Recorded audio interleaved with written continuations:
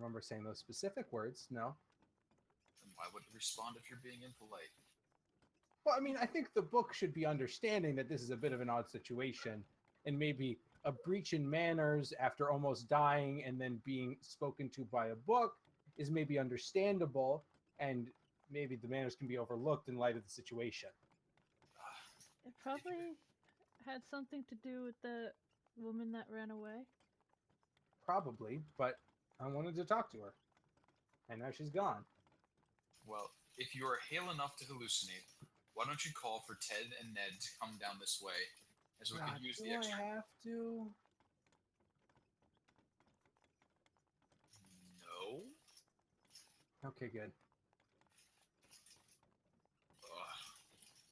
So Doyle reaches up his hand as he's laying on the ground, just sort of waiting to die, and gestures a bit, and there's a little path of green light up in the air, and you hear his voice go, Ned, Ted, bring the cart. See, that was much easier. As Doyle's tinny and very far away voice yells out for Ned and Ted. Do you have a mic change? Nope, sorry. Yeah, you got kind of a rattly kind of noise. It's kind of... Sounds like car keys. Kind of, yeah. There's like some sort of like a weird sound. It's hard to explain. I will hunt around for whatever that might be. Yeah, it's a little bit tinnier. Weird. It was very weird. As fine you, earlier too, I feel like. I don't know. Whatever. As you shoot that up, and as Briseus finishes her incantation, and all of you feel significantly less dead, this ogre actually shrinks down. I'm sorry, this orc actually shrinks down back to a regular sized orc. Oh. Huh. So that's everybody's response, just, oh. Oh, that's a thing you don't see every day. That happened. Myself not knowing a lot about orcs, is this typical of their type? I poke it I with don't my think staff. so. I suspect he was under some sort of spell. Ah, I see.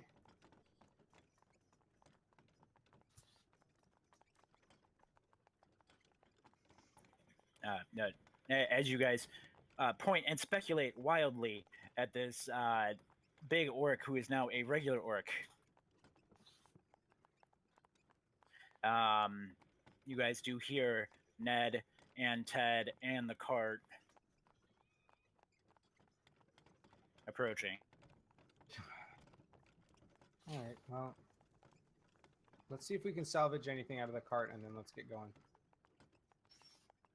Also, let's make sure that these people are actually dead. Didn't we already do that earlier? Can I go around poking the people? See Oh, if I mean the they're still people, alive? not the orcs. I'm sorry. Yeah, I don't give a shit about the orcs. I just want to. I was gonna say, like, didn't we like specifically like go and double tap them all as a group, one by one? Briseus will follow along and say prayers and While they're doing this, give them some sort of dignity in their death. while this is going on, I'm gonna like keep my eyes peeled, like scouting the surrounding areas and trees, make sure we don't get rushed up on. If that when the scout that escaped doesn't return with reinforcements. Okay, so I've got a perched, I've got a human dead body poker. Is that correct? Mm-hmm. Correct. Yes. Okay, and then I have a human acknowledging, or a tiefling acknowledging that humans are dead person. Yes. What is Doyle doing in this shortened time frame here? So Doyle will stand up, start cleaning himself off again, and as Ned and Ted draw up on with the cart, he will point out the bodies and instruct them to throw them in the back for now. And as they move forward, Ned, there's a cart overturned ahead. Take a quick look at it and let us know if it can be righted and pulled along. If not, then we'll worry about it otherwise.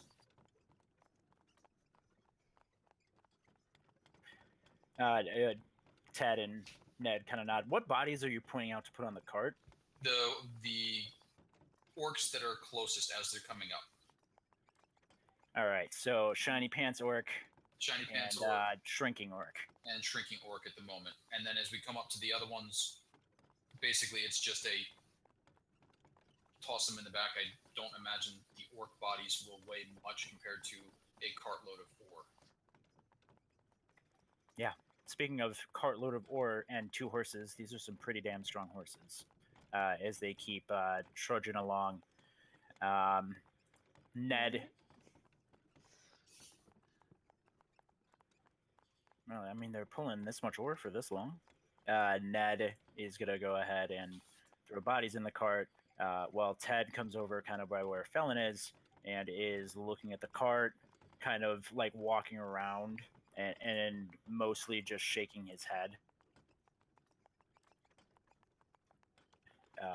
And he's just looking underneath, and he's just like you see him like kind of get under the cart, look at the underside, and just be like, "Nah, everything's busted. Maybe in a replacement wheel." Didn't we not pick up a replacement wheel?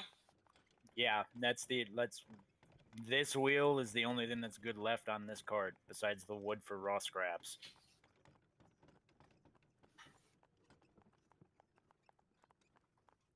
I mean, I don't know about the stuff in it, but Well, we'll look that over once the cart's caught up. So basically, Dwell's just picking things up and throwing them in the cart as we move forward, so that by the time we're up even with everything else, we've got all the stuff that would have been along the way. okay.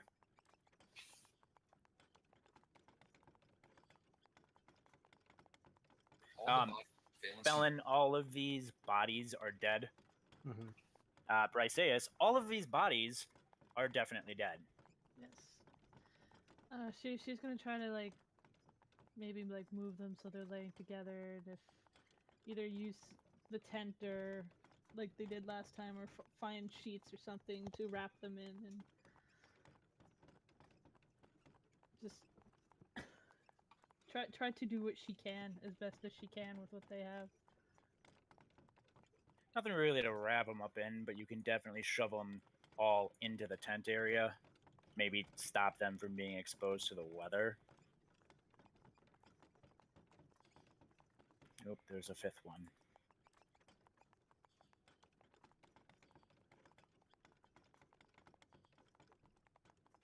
Okay. As the cart moves forward and there's 2 weird orcs in the back of the cart, and it approaches this area. Are you guys looking through this cart? The contents? Are we looking at any of the other dead orc bodies?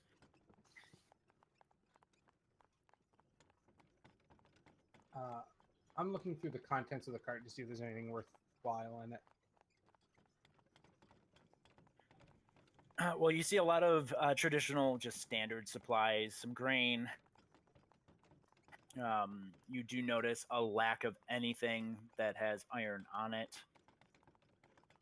You do see some textiles and some wooden barrels that are filled with ale, but the ones that you see are broken and thus have leaked all of their ale out. Make a perception check for me. Sure. Pretty good.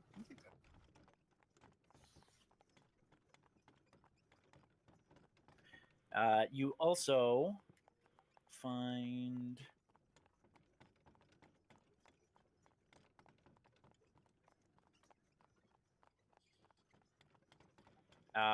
you find 3 pieces of parchment kind of rolled up in tubes.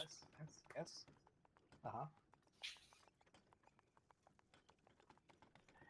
And then you do you also notice that in one of the crates is a lockbox. Okay, so I'm going to grab the tubes of parchment. I'm going to grab the lockbox. And I'm going to heft them over my shoulders. And I'm going to walk back to the cart with my spoils. Well, the cart is... I imagine the cart by now is literally right next to you. Okay, then I'm going to turn around and step onto the cart. It's amazing. But I'm going to say, found a lockbox and some parchment. I'm going to take it, see if we can maybe figure out who they were or anything. Seems reasonable. There's grain and textiles if you want to take any of it. Better us than the orcs. Anything light, throw it in. Anything heavy, leave it. Is there a barrel or cask that we can use? I should like to bring this orc's head along with us as proof of his death. Kicking the one in the Ankagish armor with the scar.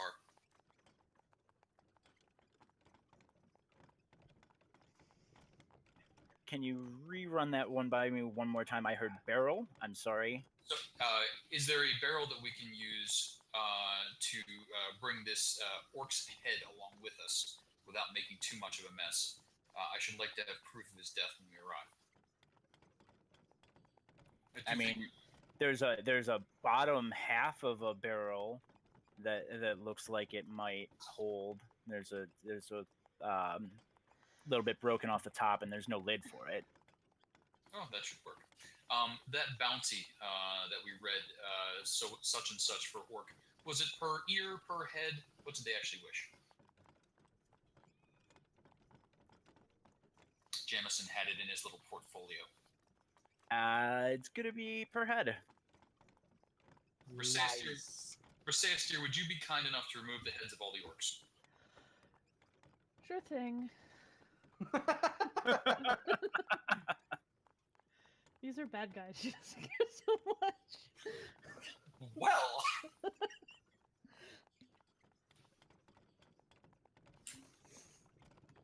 Briseis, as you're walking around, go ahead and give me a perception check. Yes, sir.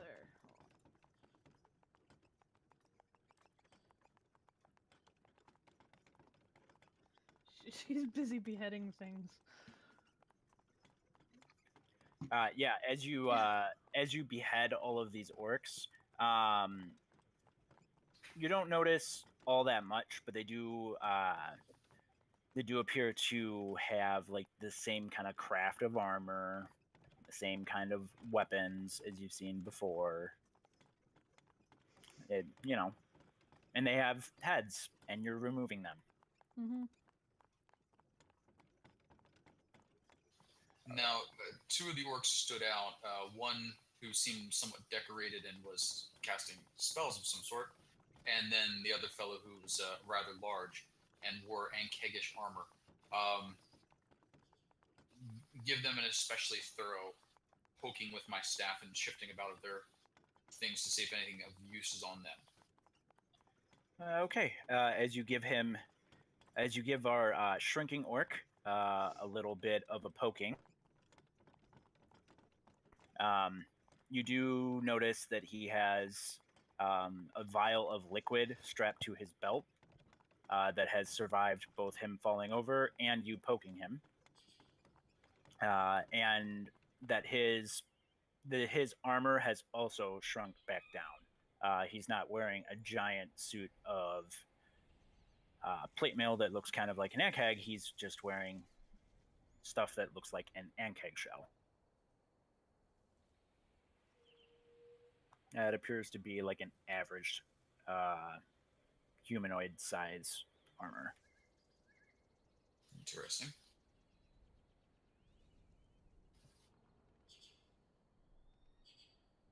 As you poke at the other one, and you look at it, and you look at their waists, you notice both have small wooden boxes attached to their waists.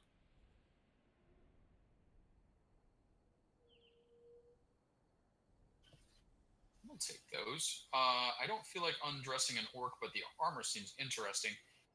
So we'll keep the headless body of the shrinking orc in the cart, and then take the vial of liquid from him and the two boxes. As you pick up the box off of the first orc, and as you grip it, you see 5 horribly discolored and very poorly animated versions of yourself appear next to you. Uh-oh. Uh-oh. Hey, guys. Uh-oh. I feel uh-oh. What did you do? No, Well, this is real at bad. the moment I'm jumping back from the distorted version of myself. All 5 of the versions of yourself also jump back in sync with you, but it doesn't look like elegant or well done. It just looks like they kind of float backwards. Is that a really poorly done illusion? I'm uncertain.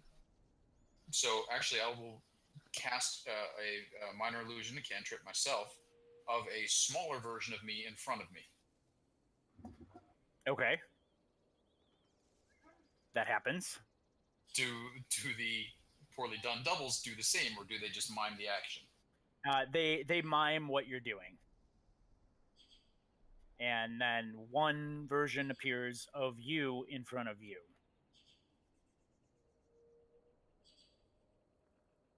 Well, they can't do everything I do. Still, this is odd.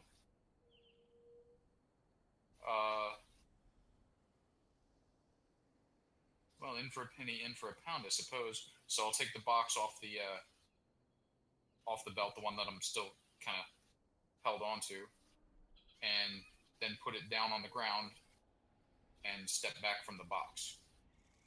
Okay. You did notice when you picked up the when you took the first box off the orc, Yep. it did have a little push switch that you accidentally pressed as you took it off.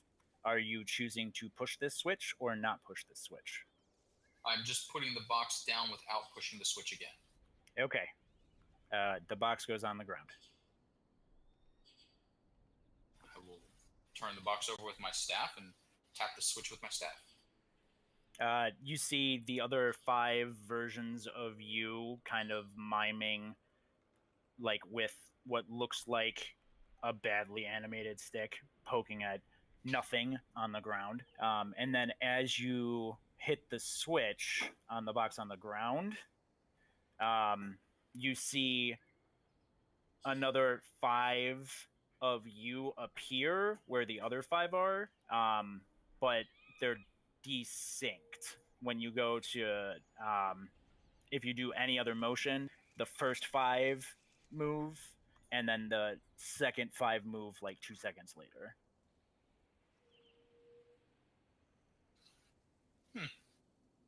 Some form of crude mirror image, I suppose. So he'll pick up the box, one box, careful of the switch. Take the other box, careful of the switch. Do any of the other orcs, per se, have boxes similar to this, and he holds them up on them? And then, 10 of me doing it in synchronicity. I wasn't really paying attention to. Then she'll go and check. They all have boxes. It looks like they all do.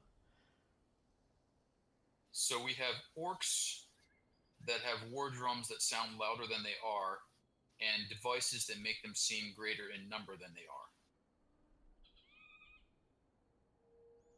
are. Yeah. This is bad. This is like real bad. Oddly comforting at the same time. I'm feeling a little bit No. nauseous now. I'm gonna go sit over here by some rocks. This is really bad. This is far too smart for orcs. I tend to agree,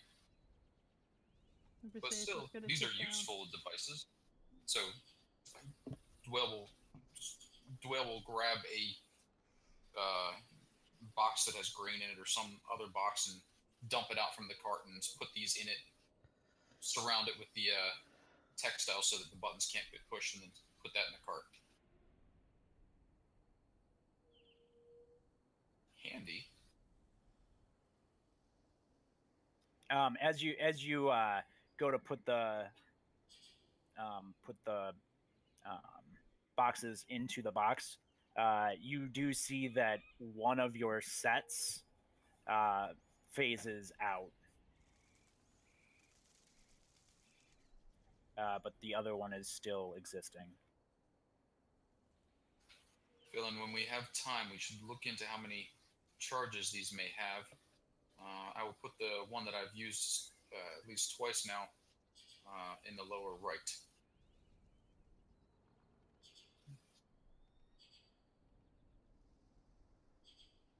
Briseis, did you notice the gentleman you carried to the tent? Did they have any arms or effects about them? Did she? Most of them had bows and short swords, light armor. Just regular weaponry. 2 of them didn't have anything.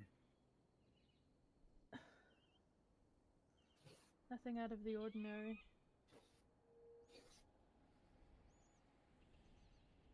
And then Twill, also as you flip through our decorated orc, you do see that he's got a pouch, seems to be full of components, local herbs. There's a couple of jars of stuff in that pouch as well.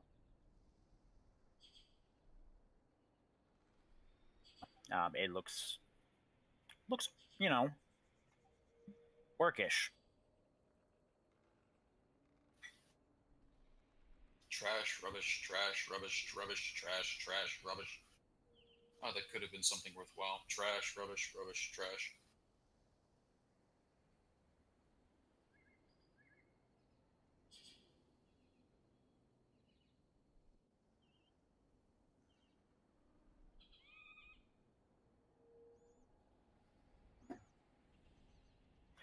As you go to dump out all of the components in the bag, you physically flip the bag over and dump it out, and all of the glass jars shatter except for one that has a label on it in Orcish.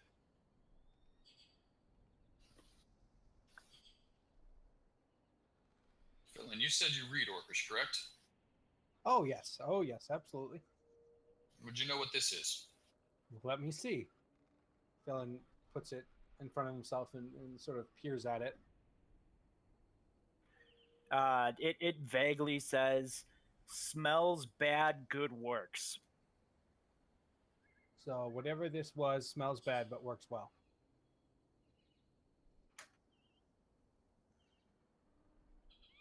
Smells bad to an orc. Delightful. Well, perhaps we can kill someone with it. Maybe. Well, we'll see. What is it? Like, what was it attached to? Oh, it was just in his pile of rubbish and oddments. Maybe it was like potpourri. Could have been. Some spell component, perhaps. Vial More of likely. Val. Could I maybe look at the things and see if there are components for some sort of spell? Like, if I recognize them or anything? You look down. Mm-hmm. Most of them look like clerical, like they have clerical applications. Mm-hmm. I don't know if either of you are actually using material or just a spell focus. I have a focus. Focus. Yeah.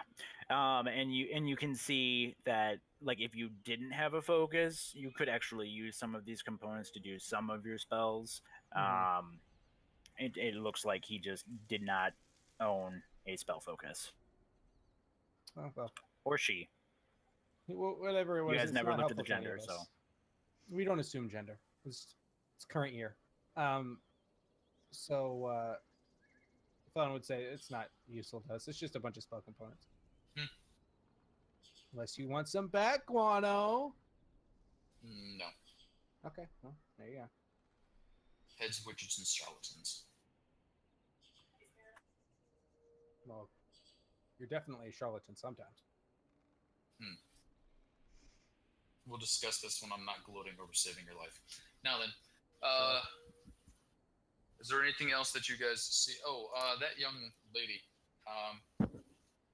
Yes. Dwell raises his voice.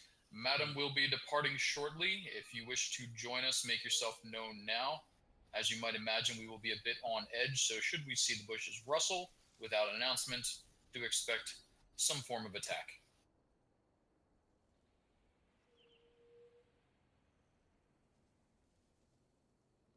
Does she appear? I don't know, does she? She's already like in the next like county, but No, I'm asking God.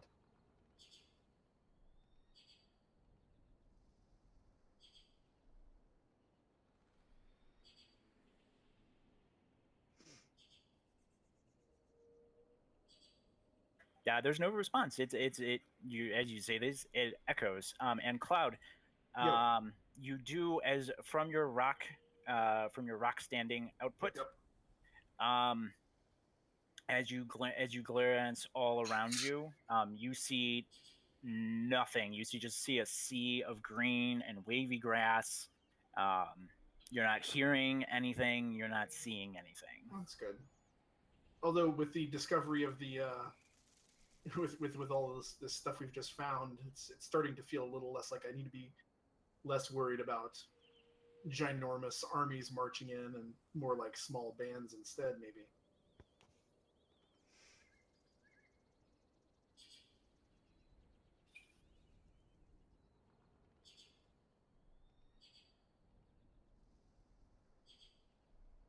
What, by chance, is Felon able to get a broad idea of what these papers say that he found? I'm sorry, what was that? Is Felon able to get an idea, like skim the parchment he found and figure out like what's on it? The parchment in the tubes. Yes.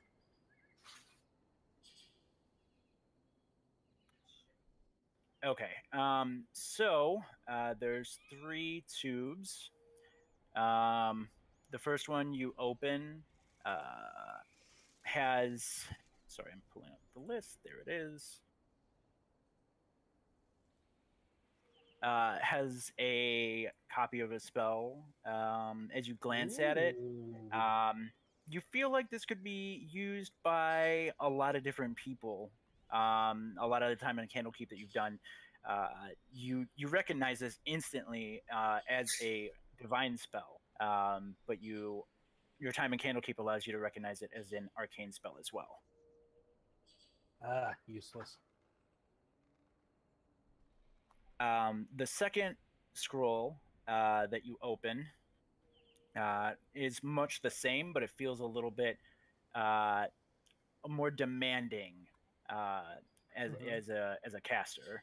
And then the third scroll that you open up has writing on it, and it's just regular writing. What words do?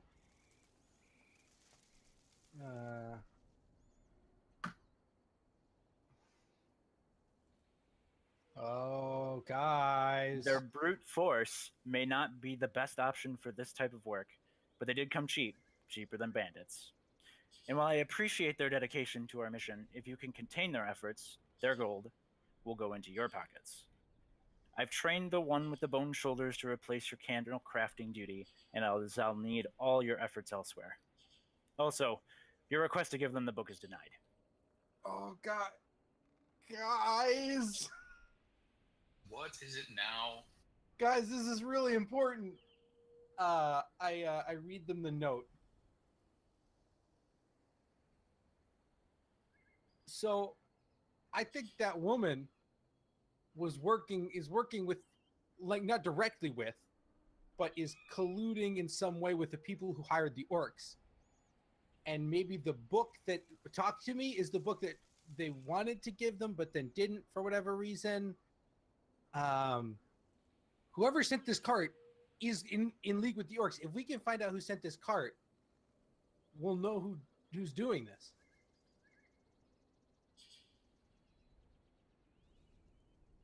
That seems unlikely since they were fighting, but No, I don't think okay. Dwayne, you must have heard there was a man a few years ago who was deliberately sending his ships into pirate-infested waters and then collecting insurance on cargo he didn't have.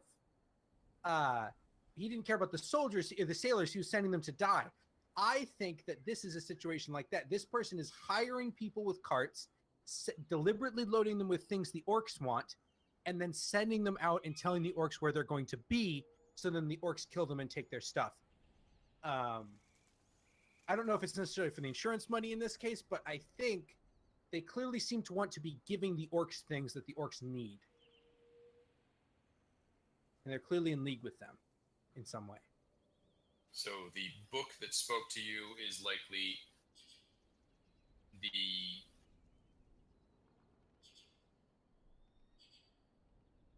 spellcaster or arcane source of this candle trouble?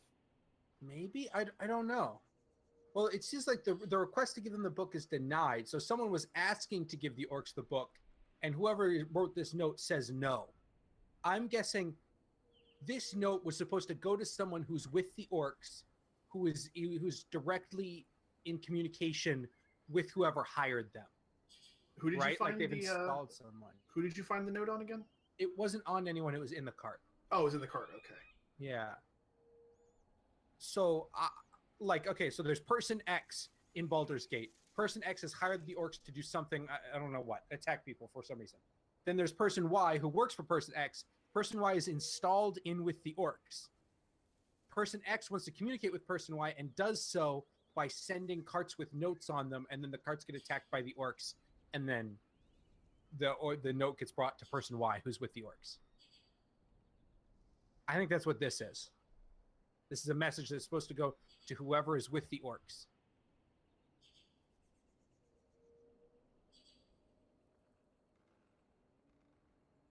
Well, then we should be on, as this means we are surrounded by enemies. If the woman was an enemy and the orc scout was an enemy, likely they will not look kindly on us. Yeah, I don't know. The woman kind of confuses me. Maybe she was put on there. Maybe she. I don't know. Where was it at where you spoke to her or heard her voice? I was over inspecting the cart, and then a book animated. Right. Show me where. And spoke to me. I'll come over. It was in here. I was like standing basically where I am, right where Felonstoken is now. It was like right there. Can I like inspect the area to see if I can find like maybe like any sort of a trail or anything, like footsteps leading away or anything like that? Yes, you can. All right. That'd be what, like survival? Yes, or please. Investigation. Survival, please. 10. So this is a very well-traveled road, and it's a very well-traveled path. So there's lots of footprints on the road, and you don't notice any footprints in the immediate vicinity of the grass that are distinctive. Okay, so I was wondering if there was anything like heading out and away from the cart westward. But all right, fair enough. Because I assume that was where you said that she went, wasn't it? That they went like out into the woods, or was it continued along the? Did the book? You said the book vanished, right? Yeah, it was just gone. Okay.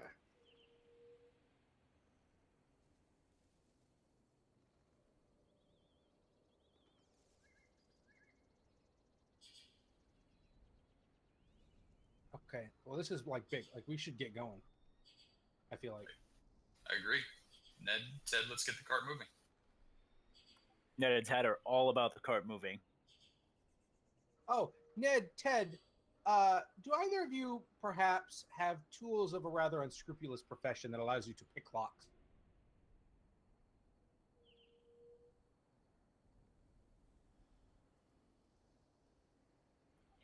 What?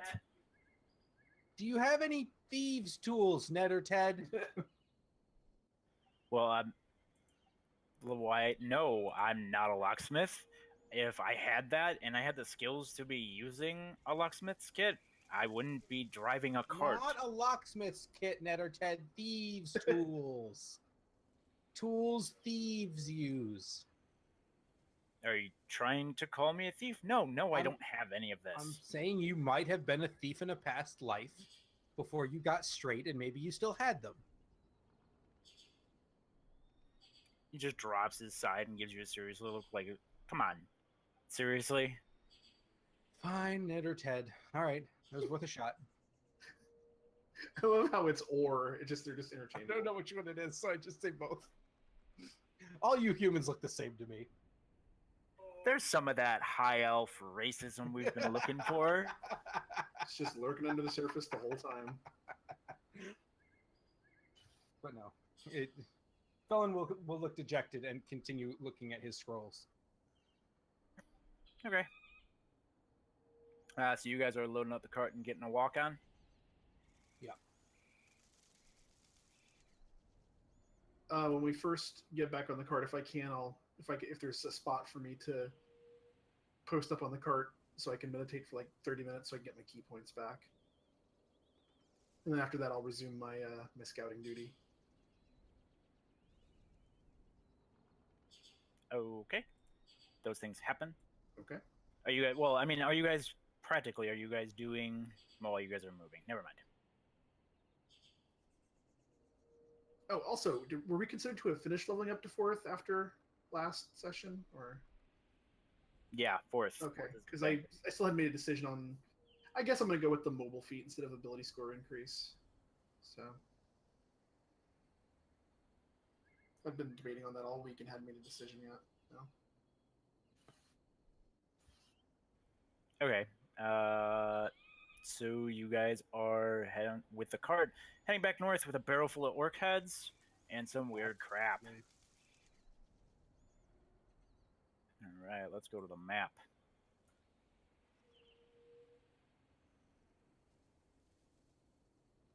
All right, we're about, what are we here? About half a day's travel north of the inn.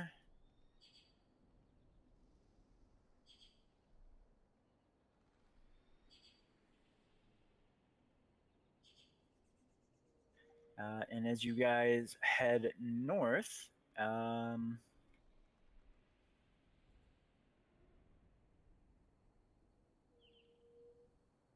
Actually, Felon. Yes. A quick thought. Sure. We're only half a day from the inn. Yes. I hate to say this, but it seems this would be information that would be important to Jemison immediately. That the orcs seem 5 times their number, and that they have the assistance of the young woman. Seemed human. Did any of you get a close enough look? Was it a human woman? No, I can't really remember a lot of that combat, if I'm honest. Fair. 3 out of 4 adventurers say they can't remember. Wow. Counterpoint, wouldn't it be more important to get it to Jameson's superiors in Baldur's Gate? Reasonable. Well then, let's continue on.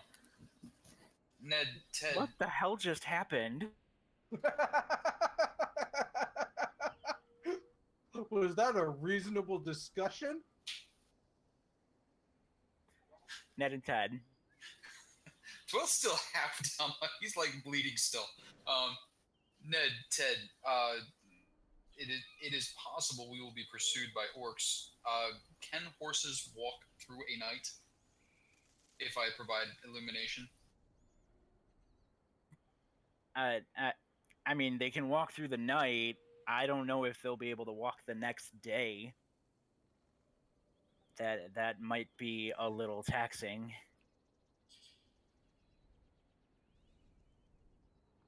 I mean, I've driven horses like that before. They usually don't last longer than 24 hours without having to stop physically.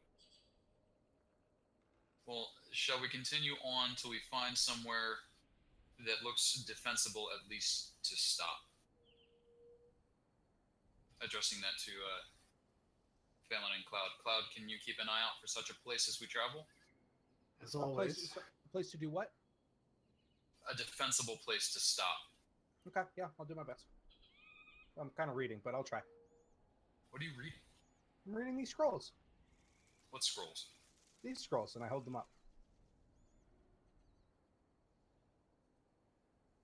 And What are they? I just told you they're scrolls. But what is on the scrolls, Felon? Well, I'm trying to figure that out if you'd stop talking to me.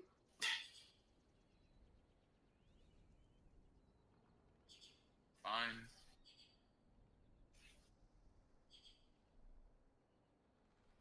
So as you guys are continuing north, let's see here. What is it? It's usually about a 2-day. Night approaches. Excuse me. Lions roar. Yeah, they do. Out of here, fly, you son of a whore. You're certain, Elvin. That was real Sean talking. But sure, Felon did it too. There was a fly in his face. So as we're going north here throughout the time, Felon, you're flipping through these scrolls. Yeah. What are you doing? Are you looking at them in what sort of fashion? Basically, I'm gonna ritual cast identify on both of them. Okay. I'm gonna assume that you ritual cast identify on everything. Fuck yeah, I do. I'm the best. I'm not the best. I'm pretty good. I don't want to say that. And since you guys don't use the group notes, I'm going to turn it into a group journal. Fine. All right. And by group journal, I mean group loot page. Ooh.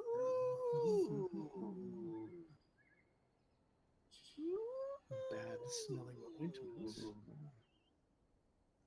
Ooh, that's good. Okay. That bad smelling ointment is awesome. What does the enlarge effect of enlarge reduce do for it? Makes you do more damage and Makes you large size. To the player's handbook. has advantage on strength checks, strength saving throws. Weapons deal an extra D4 damage. Oh wow. Okay. Is there any like temp hit point boost on that? Nope. Ah, shame.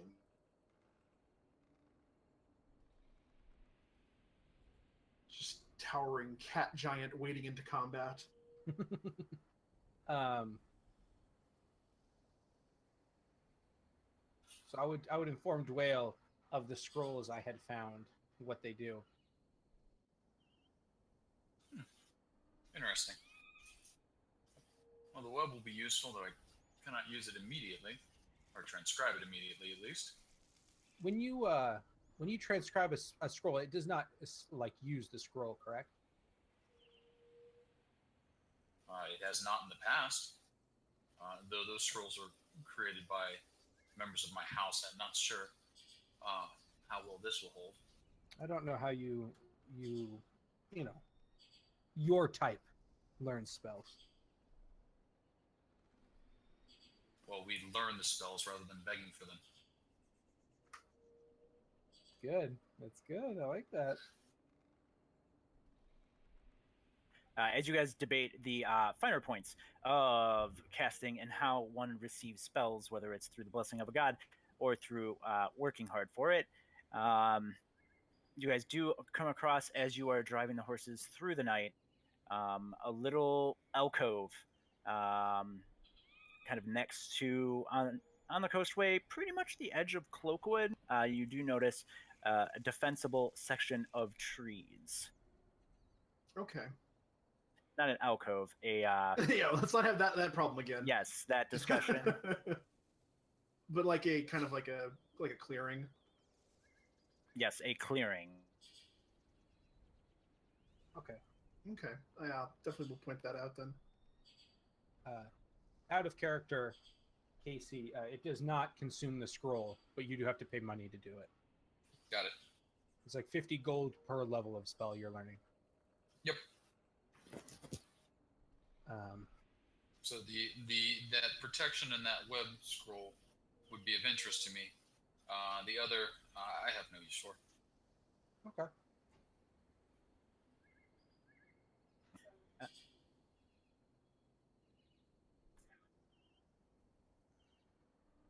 Um, hmm. All right. So as you guys, Cloud, you see this little clearing. Looks Mhm. like it's mostly completely surrounded by trees. You check it out. Unlike the last clearing, there are no lurking undead within the immediate vicinity. A bonus. And then it looks like this. You guys can have a cart. There's no undead, but it looks like the place where we fought the other ones. Okay, that's good. Yes, So wait, what it time is looks it? like Is this? Are we stopping for the night here? this is like you guys have pushed the horses. Oh, that's right. The horses were one. So we're talking like this is midnight, 1 a.m. Okay. So this this little clearing has been the best spot so far that has provided any sort of cover from the outside world. If you guys can push further throughout the night if you would like. You do know that the Cloakwood Forest does have some dangers attached to it. But you know that this is also the first place where you could be in a mostly enclosed area.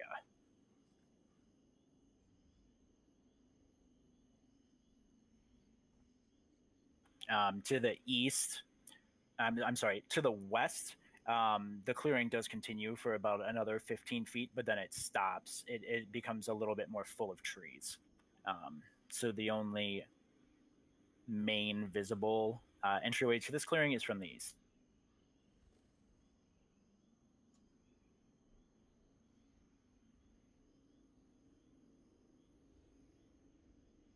Well, let's get ourselves hidden from the road as best we can. Rest the horses, and carry on as soon as we can. Come light. An agreeable plan.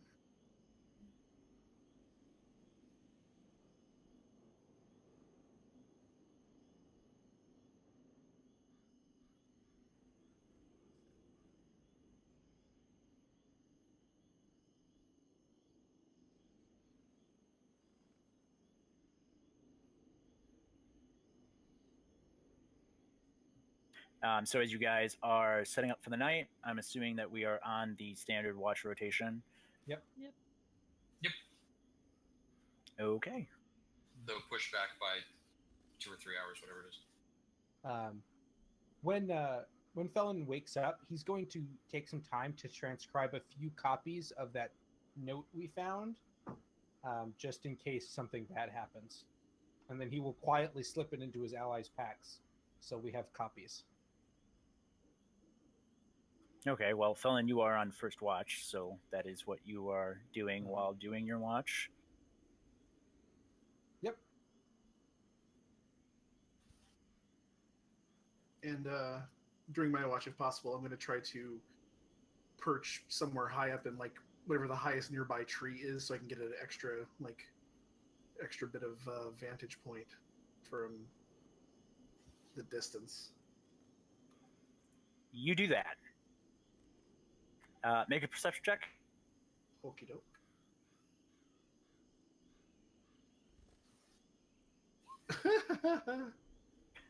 It is very dark.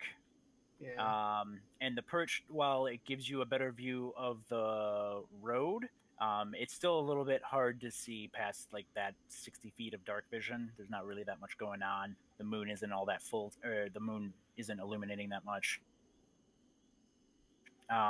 So unfortunately, you aren't able to see anything else. Fair enough.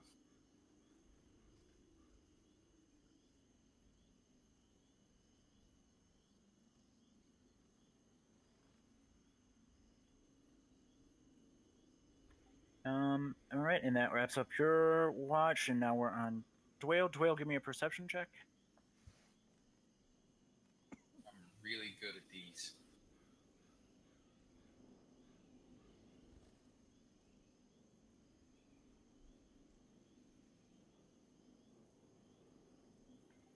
you start to hear some clattering from the west. God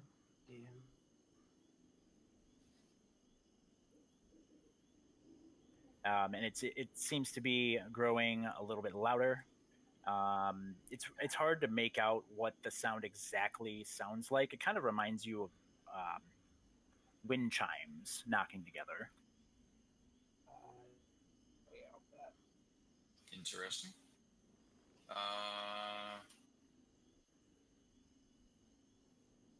Do I come over, give Phelan a little nudge? What? I'm trying to sleep here. Yes. Wake up for just a moment. I hear something. I'm going to go Okay. investigate. Okay, and if you don't come back, you want me to take over your lands and family name?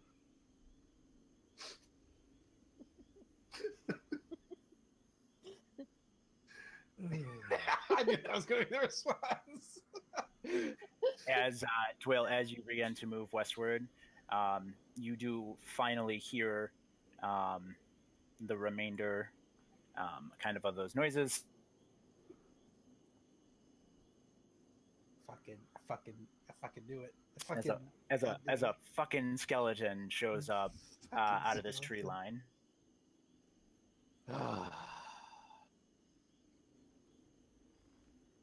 Oh boy. Someone needs to learn alarm. So wait, Oh, no, there's another one. Oh, that's it's another actually one. it's actually the exact same clearing we've been going in circles. Oh no! Oh, it's the end of the world. Does Dwayne maybe say something or I was react? waiting for him to finish what he's Okay. doing. Because yes, it's alarm. Okay. Awake. There are skeletons. Oh, you've got to be That shitting will me. jump Briseis up real quick. She's not going to have her shield attached, unfortunately. God. Shit. But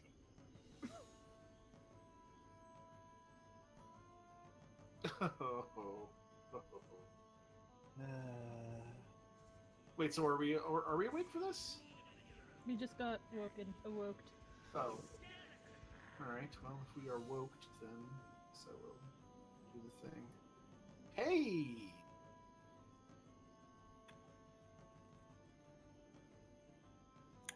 All right. So, Felon, Briseis, do you guys sleep in armor? Felon does not sleep in it, although Felon doesn't Briseis sleep. does, but she doesn't wear the shield. Felon might be able to, because he can just, he doesn't sleep, he just, Kind of lays around. he just sits Meditates. there cross-legged, yeah. Some of us, thankfully, don't have this problem. Of course, some of us also have way lower armor classes. Yeah, so I guess Felon would probably have his armor on, because he doesn't need to, lay down and sleep like a normal person. Or I guess like Alright. a weird person in his eyes. All right. Seven, lead us off.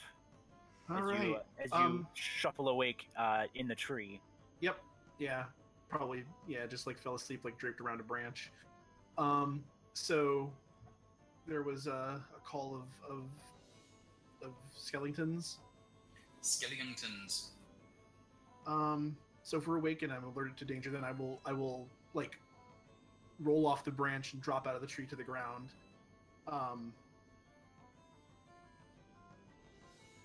And do I see a skeleton? You see two skeletons. Where's the other one at? Oh, there it is. Okay. 6 feet. And a third one to the south. Oh. Well, two on. I was gonna say, based on this,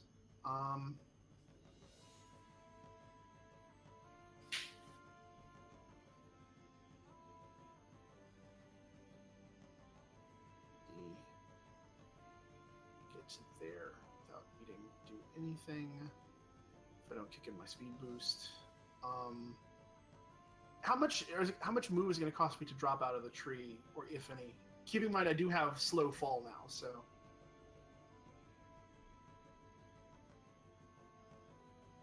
So the tree drop is 20 feet.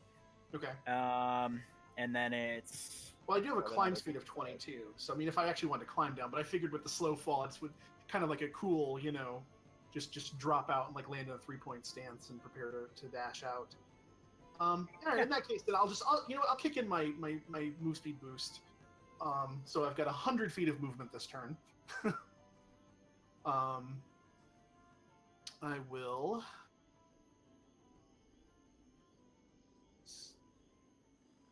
So 60 to here, 20 drop down, so that's 80. Even if we count that, so it'd still be like ish after. So going to, like I said, drop down and kind of like 3-legged gallop, basically, with like my other hand like spinning my staff over my head, straight for this guy. And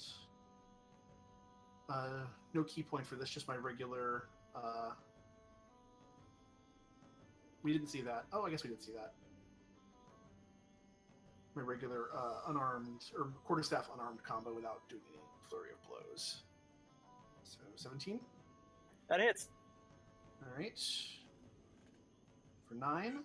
And this, are we doing the one above you or below you? That guy. Okay. Oh, wait, there's one above me. Oh, I didn't see that. Oh, well, fun. All right. Yeah, that's fine because that one's closer to Doyle. This skeleton, when you hit it with your quarterstaff, it just crumples. Oh. All right then. Well, in that case, I will my follow-up attack to the one above me. 11. That one, it seems like you're using the nails of your claws, and it just doesn't seem to do much at all. It just kind of rakes against his bones. I was gonna say it lines up so right that like my fingers actually go between his ribs, rather than actually like making an impact. Okay, noted. There's a nice whoosh of air. We'll go closed palm for the next then, but that's good. One down. And then skeletons want a piece of what's living. So the top one's going to attack Cloud for 11. Nope. Nope. 13. Gotta hit a 15. This one. 16 for Doyle. That'll do. Wow, damn. Oh boy. 12? 12 will not. All right. So these skeletons just come out of the bushes and start stabbing at Dwayne and not hitting Cloud. Bryceus, make a will save. Uh-oh.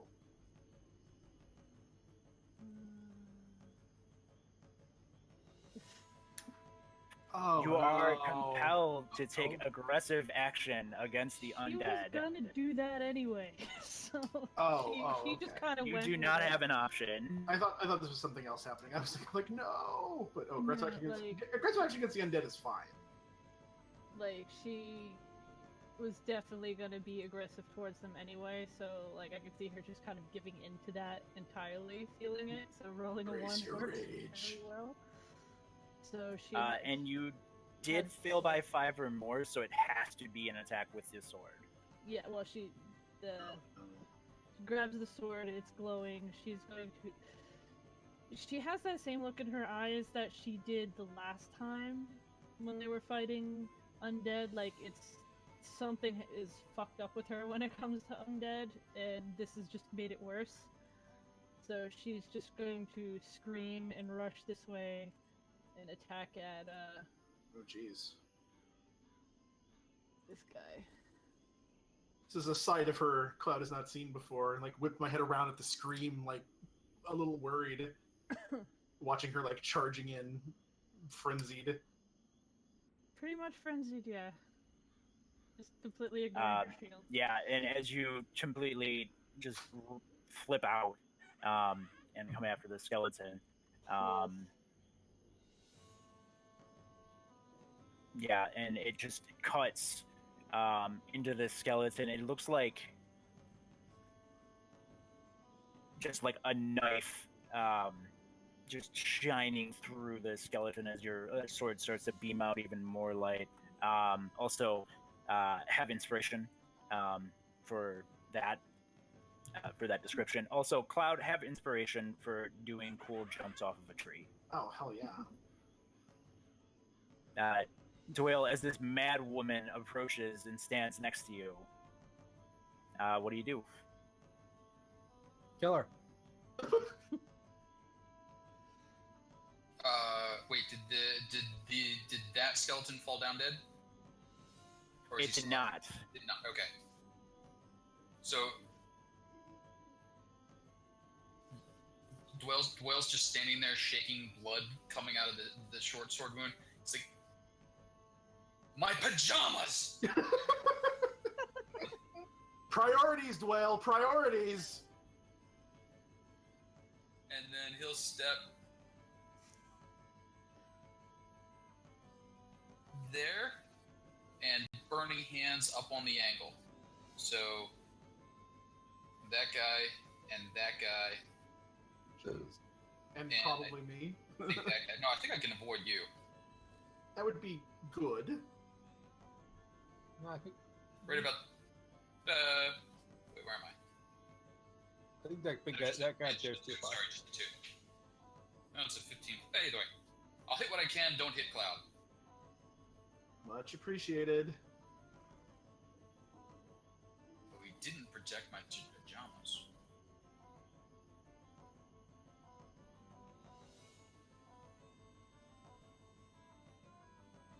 Okay. Well, as this fire comes out, it does. You see the first one in front of you just crumble into ashes, as apparently your fire gets hot enough to the point that it actually reduces the skeleton down all the way. But the one next to Cloud seems to take a little bit of cover behind this foliage, and while that lights on fire, he maintains his form. All right. And then I will take a step back so that Briseis can see the one that was behind me for a moment. And then that'll be it for now.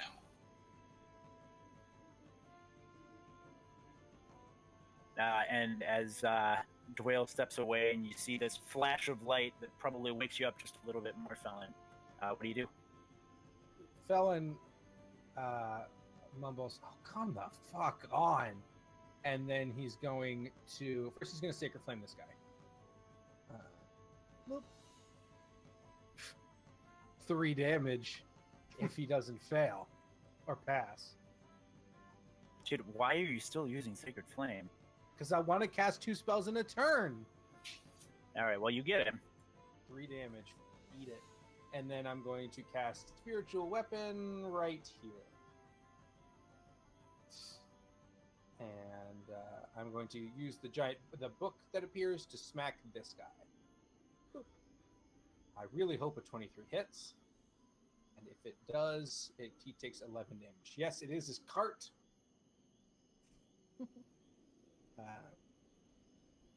I smack that dude upside his skeleton head. Damn. Sean, I think your hit point should be back up. Oh, nice. I'm just going to assume you're correct and not confer with the GM. Yeah, 'cause she did healing prayer. Right, thing. but that's counted. I got 6 hit points from the health potion Did- shoved down my Oh, throat, and then okay, 10 my health bad. points from the healing Oh. word. I don't know. After the healing word and the health potions and everything, I was at the full. Of course, I think I also have less hit points than you too. So. Although I guess I have a question. Would I get the hit points I got from leveling up? Would I get those as current hit points? Sure. I added them in. Sure. That's Yeah. great. Absolutely. Then I'll add those in. So I took the average, so that's 6. So I have more health. I'm not this close to that. But that's my turn. I'm not going to move. All right. I'm going to kick the cart to hopefully wake up Ned and Ted a little bit. They actually did start to wake up. but they did not hear the alert. They are now in the rotation. But now that we are back on top of the initiative order, Yep. Oh, you hear more clank, clank. Okay. So just another one appears up out of the bushes there. So that there's way more. Well, that's fun. Well, Briseus, I think, is in berserker mode now. So, I don't know. I feel like I could probably, but Dwayne has taken some hits. All right, here's what I'm gonna do. So now that I took mobile, one of the things in mobile is I can disengage without having to take. I basically don't take opportunity attacks, even if I don't disengage, as long as I attack them during the turn, whether I hits or misses. So we're good with that. What I'm gonna do is I'm gonna swing, like windmilling my quarterstaff around in like a figure eight pattern and like backspin to smash this one above and to the left of me. And if it does happen to take it down, let's see if that happens. 23, I hope, is a hit. Yeah. For 9 points. And this again, the force and the way that your quarterstaff impacts, it just seems to be very well versed in crumbling these skeletons. All right.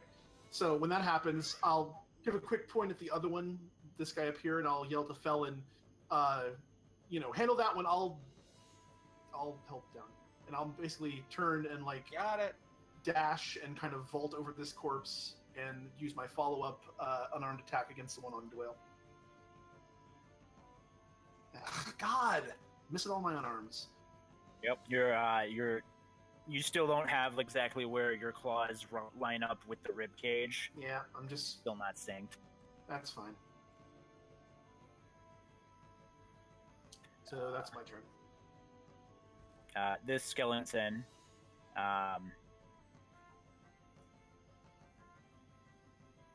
Dwayne,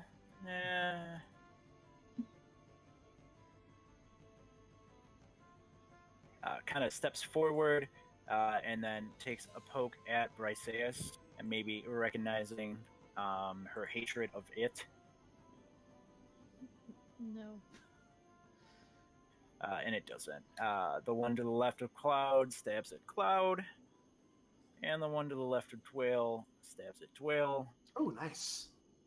Fucking skeletons are coming out of the woodwork, man. And then 2 more skeletons come out of the woodwork. Damn it. But both are brandishing short bows, and both take shots at Felon. That's not good. Don't do that. Nope. Damn. I think. Okay, well, there's one. I was gonna say, I feel like this is payback for all that fire you were rolling for like the last couple of weeks. That'll hit. And he does 4 damage. And he might make you lose your book. Nope. Spiritual weapon's not a concentration spell. That's so ridiculous. It's such a good spell, right? It's so good. I have 2 clerics in my Out of the Abyss game. It's nothing but spiritual weapons all day, every day. All day. Speaking of all day, Briseus, keep hacking away. Nice rhymes. She's Boom. She's going to whip out her spiritual weapon now that she has one and send it over this way, which is a big sun-shaped mace to beat skeletons in the head with. Everybody's got fancy magic weapons in the sky except for. Where are you, spiritual weapon? Smack.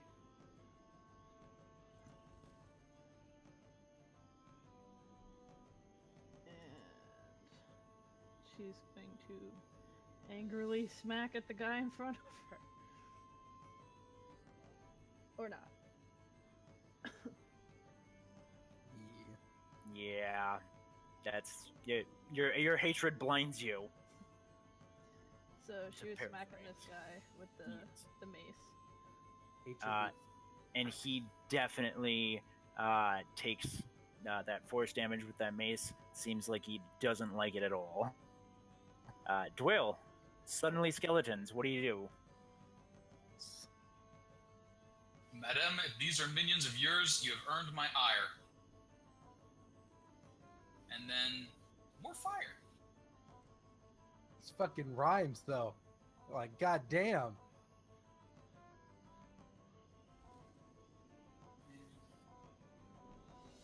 Will come out that way.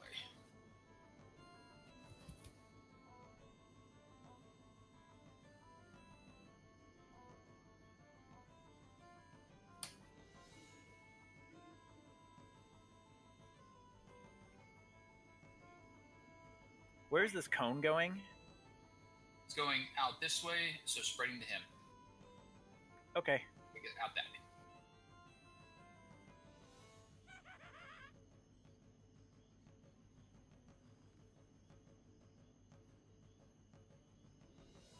So there's like a very slight smell of burnt hair as it wisps right by Cloud, but otherwise it's fine.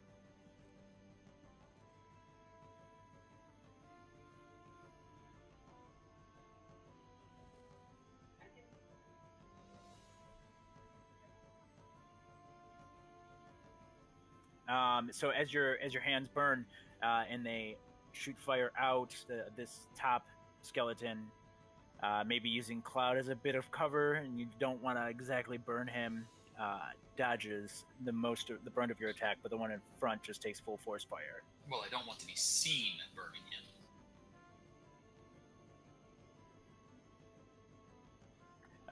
And Ned and Ted wake up from the back of the cart.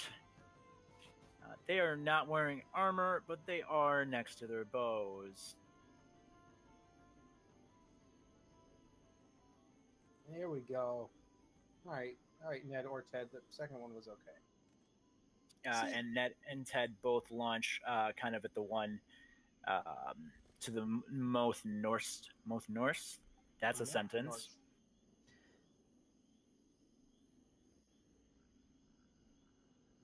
And that brings us to Felon. Okay. Okay, here's what I'm gonna do. First off, I'm gonna Sacred Flame this top guy in the hopes I can kill him outright with that. Might be able to if he fails to save. If he fails to save. Yeah, suck it, skeleton. He staggers. He does not crumble. Damn it. Alright, so then I will move my spiritual weapon just one square to the north to there, and then smack him with it. Oh, skeleton. Nice. Suck on that. Oh! Yeah. The book starts at the head of the skeleton and just slams down. Just completely flattens this guy into the ground. Felon yells out, "I guess words do hurt." And but that's all he's gonna. Actually, he'll move a little south, like to, but that's it. Cloud. So we're sort of surrounded here. All right. I suppose at this point, you say those two down there are archers. That's fine. We got 3 around. Have any of these 3 been hit? You do see portions of these skeletons being hit. The ones to your west and to your south look like they've been burnt by Dwayne, and the one to your east looks like Briseus had a better time with them. All right, fine. I'm going to spend a key point. I'm going to kick in Flurry of Blows. And I'm going to, starting with the undamaged one to the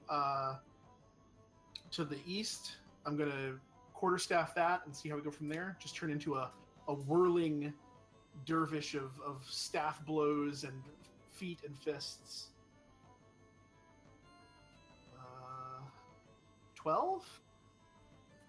12 bounces off his ramsackled armor that he has, kind of just on his shoulders, and your quarterstaff just so happens to go there for its attempted hit and bounces off. All right. Well, then first unarmed against him, I guess. Or actually, those other 2 have been damaged. I'll continue my momentum's already going, so I'm working my way around the circle.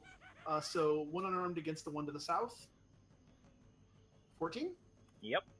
All right. For 5. And this one, instead of raking across the rib cage, you rake down the rib cage, and your paw pushes the skeleton in the ground. Nice. Go loud. You play washboard. And then I'll continue on around, rotating around to the westward, and the other unarmed against that one. 17 Yeah, that hits. for 4. Your paws make scratches into this guy's bones, but he doesn't fall. Okay. Well, my hope was to try to take all 3 of them out, but that's still, we got 1. And Are you pushing him or making no that's reactions true. I can or do that, prone? can't I? Let's push him back. No, actually, no. Let's knock him prone.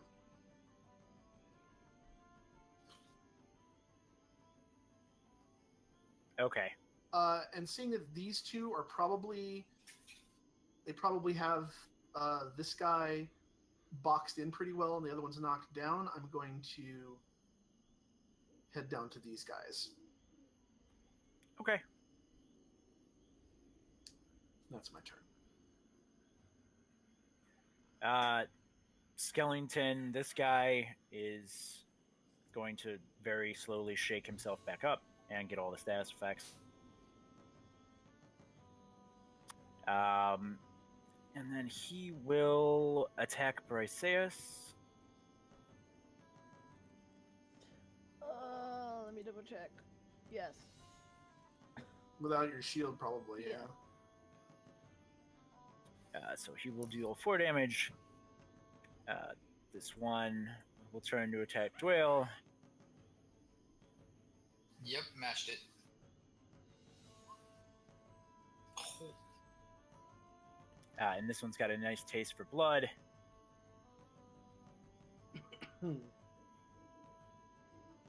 While the ones to the south, the one to the right sees this spiritual mace and does not want to be next to it, so he tries to step away.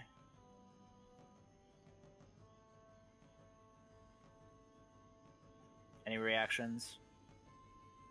Oh, to me? Oh, yeah, definitely. Yeah, we'll definitely make a swing at that as he tries to back out. Does the spiritual weapon get one too? Or no? No, he's Okay. just super duper afraid of it. I will definitely capitalize on that fear then. Bonk. And this guy just smushes. This skeleton also, you don't see a sword on him, and he just keeps knocking his arrows and points towards Felon. No way, dude. As it clangs off your still remaining on armor, Briseus. She's gonna swing cause Cloud's down there. She's gonna swing the mace up at this guy, try to take it out because it keeps going after Dwayne.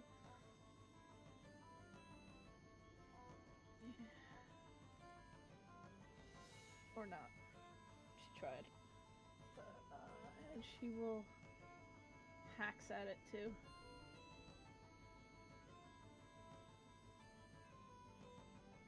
And this one just clangs again off this undead. She's really angry and it's not doing well for her. Dwayne. Why do you never heal? And saying that, Dwell will wave his Can't hand. reach you. Well, Dwell will kind of make a wave of his hand across the faces of the 2 guys in front of him and try a new trick. What's the trick? Acid splash. So DC 14 for both of them to take a whopping 2. Oh shit! I got a cantrip I didn't choose. Oh, Wow. nice. Hey. So they took their 2 damage. They took it good. Yeah, they kind of run into each other as they're trying to avoid your acid, but then it just lands on them and it seems to just, decorate their bones. Ned and Ted are still not leaving this cart, but they do have a very clear line of sight to the one to the south. Yeah, everything else pretty well blocked.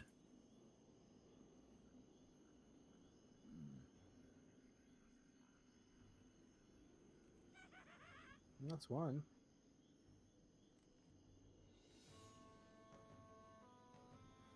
Yeah, it has an arrow sticking out of its skull. Felon. Okay. So Felon is gonna bonus action move this guy over to here and smack this skeleton. Do 15. 15 work. Beautiful. So 6 force damage. And then, Yep. oh, nice, perfect. And then I'm gonna make my way down here and then say, "Hold on, you big baby." And then I'm gonna give you. You know what? I'm gonna put a little extra juice in. I'm gonna cast this at level 2. 17 healing. You happy now? Well, I don't know if Cure Wounds also fixes pajamas, so I don't know how happy he's gonna be. He won't die. At least he'll get to wear pajamas again. Hey, Dwayne. Okay, there we go. Just to make sure you heard me. I still see him as muted. Nope, there we go. Oh, hello. And then 7. All right. Not letting this guy get away, so we'll pounce in on him. Quarterstaff. I think that's probably a hit. Yeah, that'll do it. Boop. He's hanging on. Your staff takes out his entire left side, but it doesn't take out like the center. Fair enough. Well, let's see if we can finish that up with a palm strike to the middle. 4 more. And he goes. All right. And then I'll fall back around to the group. Skeleton stab. Briseus, does that hit? Yes.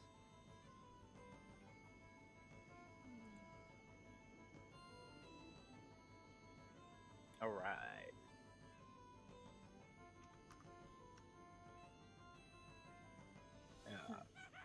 And then on to Briseus. Dwayne yelling at her kind of brings her around a little bit.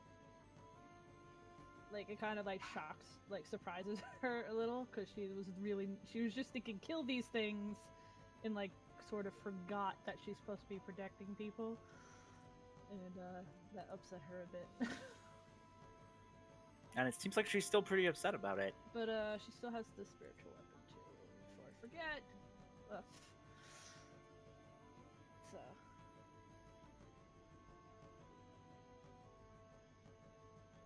So didn't help so much.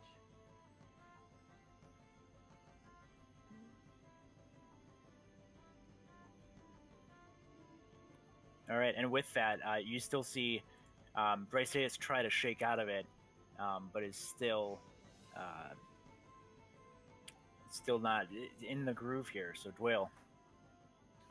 He's just gonna just keep gouts of acid flying at it.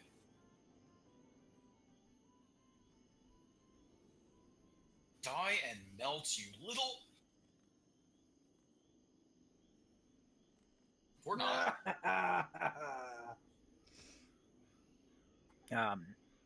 As Ned and Ted look and do see a little bit of space in between Briseus and Cloud. They're willing to shoot, but they're not willing to accidentally hit you guys.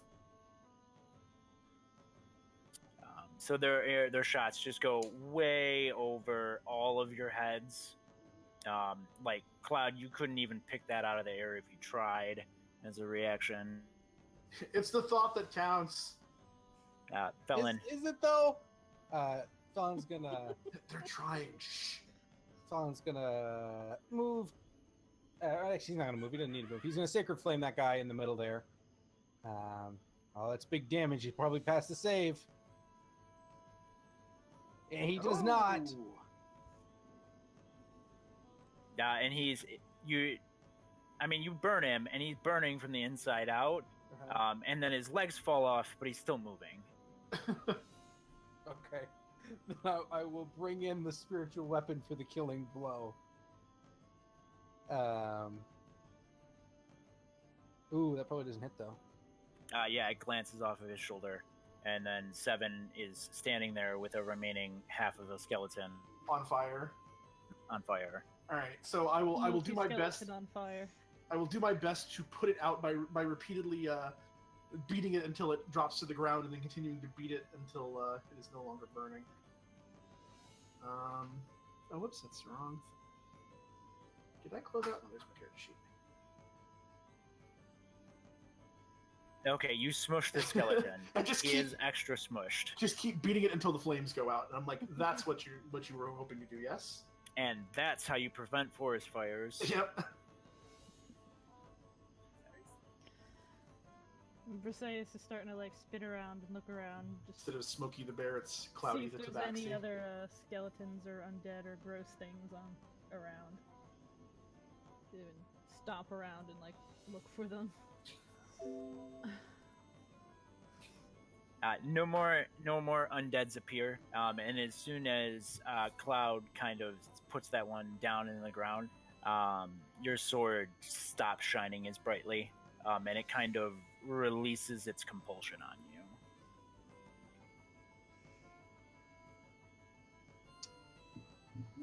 Never get a good night's sleep. Always undead showing up. Just wanna lay down. Say good night. Fucking undead show up every time. Briseis is just gonna keep walking a circle around the I'll eventually catch up to her area. if I notice that she's still not like just like staring at the sword, just like I'll maybe- gently lay a hand on her shoulder and be like, "Are you all right? You seemed agitated." like, they're perversions of life. They don't deserve to just. I understand, and we didn't let any go this time. We made sure they were all taken care of. Are you all right though? She's quiet for a bit, but then she'll just nod. I'm fine. Give her like a nod and a pat on the shoulder, and head back towards the camp. Give one last look back over my shoulder at her just to make sure, and She's head not back fine. head back up into my tree. But she's probably gonna walk around the thing a couple times before she feels satisfied that they're not coming back.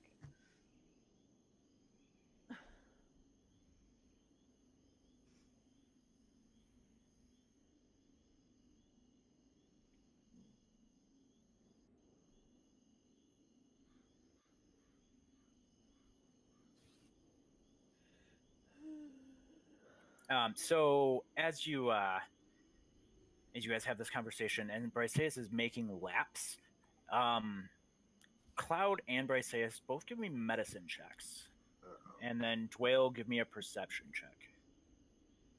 Well, no.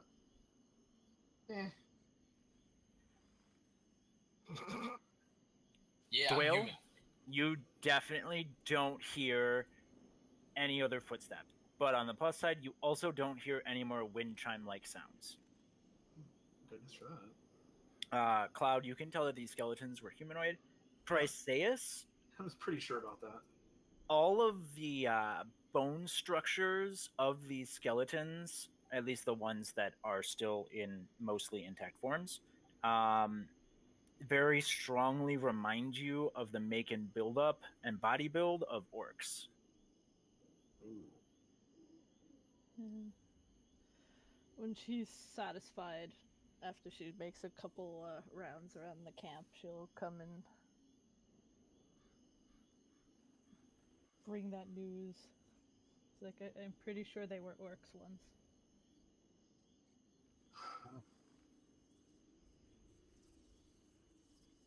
They're dead orcs now. They were dead orcs before too. So what if this person who is using the orcs is deliberately raising them from the dead when they fall? No, the place where all the orcs were murdered before, they're using it as a place to raise orcs from the dead. It's probably a combination of both. That's probably why they wanted to meet there, so they could use it. Well, that's disappointing. Joel comes back in the clearing after a few minutes, like, I can't hear a thing with you talking.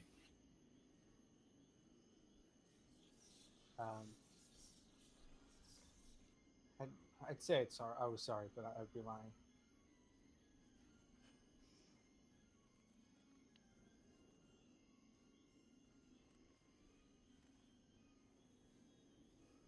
Well, if that's what the orcs had to throw at us for now, let's get what rest we can, and as soon as the horses are ready, continue on. I read a book once about sleeping with your eyes open. I think I'm gonna see if I can remember how to do it. Ah. Good luck. Thank you. So you guys kind of circle the wagons here. All three of your carts. I gotta start deleting these carts. Infinitely duplicating cards. And you guys are gonna bunker down. I'm gonna ask for a I'm sorry. Go ahead. Saber Sayus is probably not going to sleep the rest of the night, so she's going to be kind of not as good in the morning.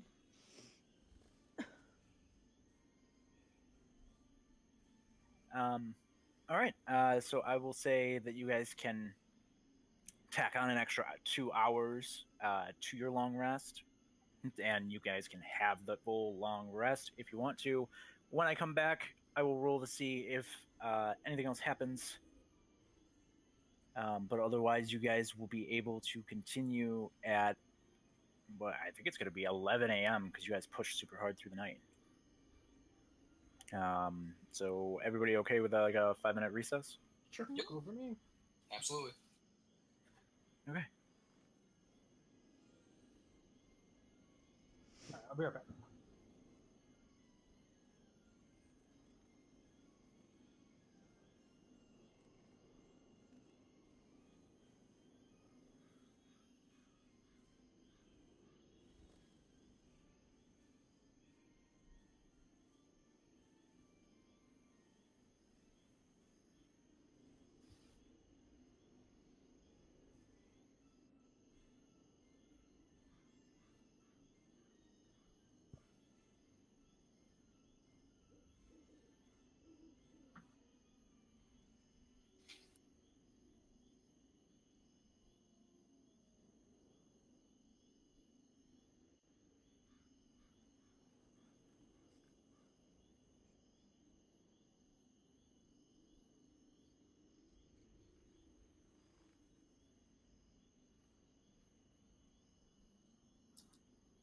So I'm technically double D&Ding at the moment.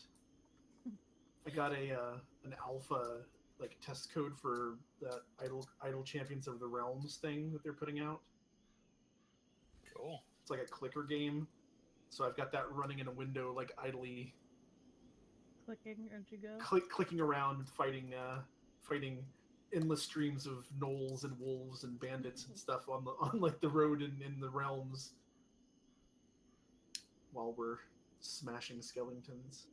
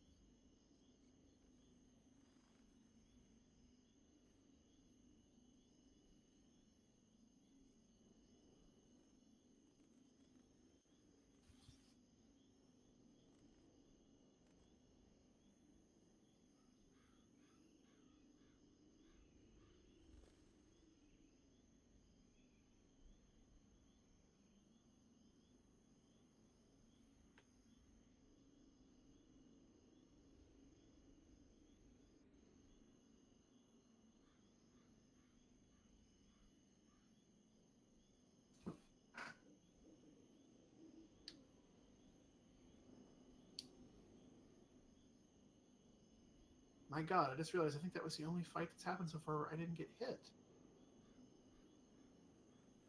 Wow, he ninja'd it. I did. Black is white, up is down. And Briseis continues to miss everything she tries to hit.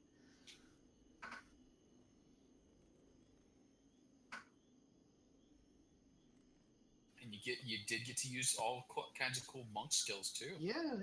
I mean, you got your speed boost in there. You got your feather fall or your Well, slow the, fall. well, the speed boost technically is my tabaxi. Well, yeah. But it's it's partially because I just got an extra 10 feet from my because my base speed right now is 50 before I boost.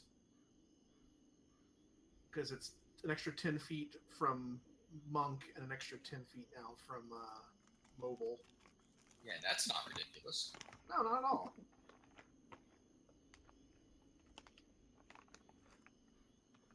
Totally reasonable.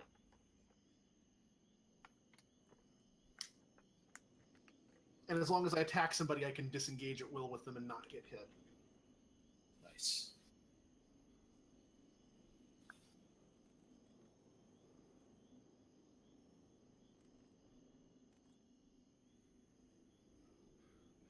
So that's gonna be nice because it's gonna mean I don't necessarily need to burn key points for that for the disengage option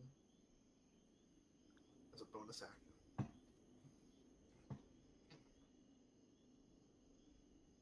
I really seriously was considering taking the ability score increase because one more point in dexterity will notch it up to 18, and that would benefit a lot of stuff because it would boost up obviously my initiative, all my dex related skills, all my attacks, as well as my armor class. But then the problem is literally every other stat that I have, all of them are 2 points from the next shift. So it would just be a placeholder point pushing one of them to getting closer to the next thing, and that was just really frustrating. And I was like, I don't know that right now. Gotcha. I don't know.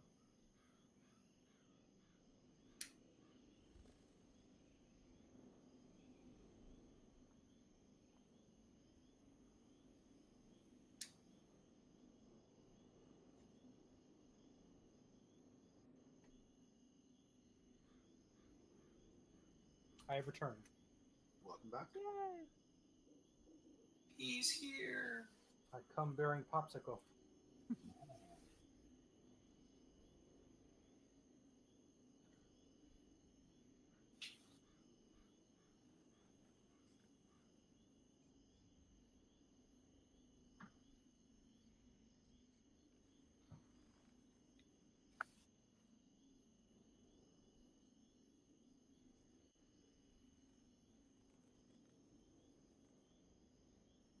So Dwell was going to learn peaceful, like utility style spells. Fuck that. You keep hitting me.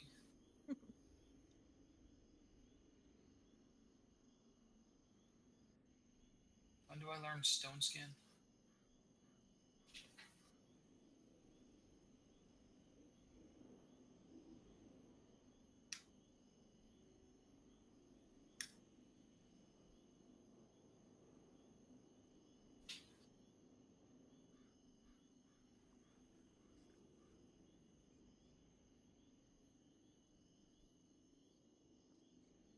Wow, that is so much less awesome than I remember it being.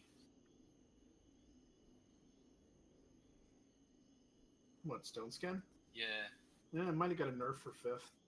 it just gives you resistance to non-magical bludgeoning, piercing, and slashing. I mean, that's still nothing to sneeze at. Half damage from non-magical sources is pretty nice. What did it used to do? Give you a higher AC? I think it was an AC boost, wasn't it? Or was it damage resist? No, was it? I don't remember.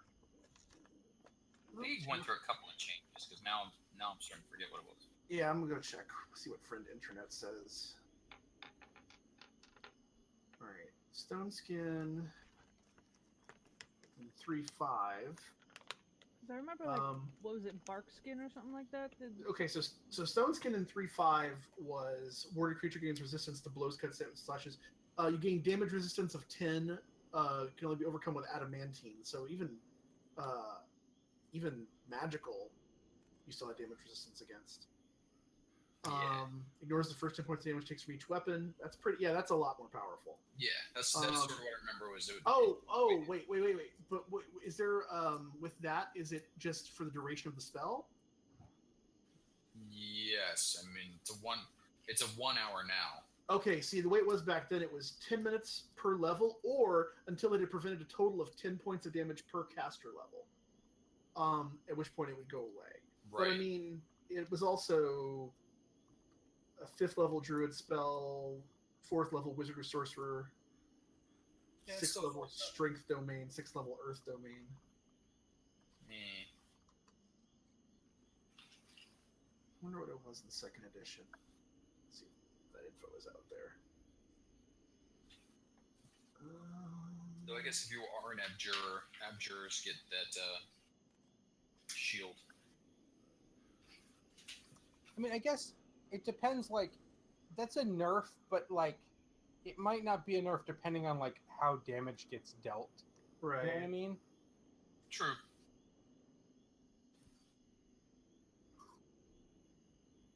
And of course, I remember liking Stone Skin because it was overpowered, so it's not like it wasn't a deserved adjustment. I mean, it's a good spell, but it's worthwhile.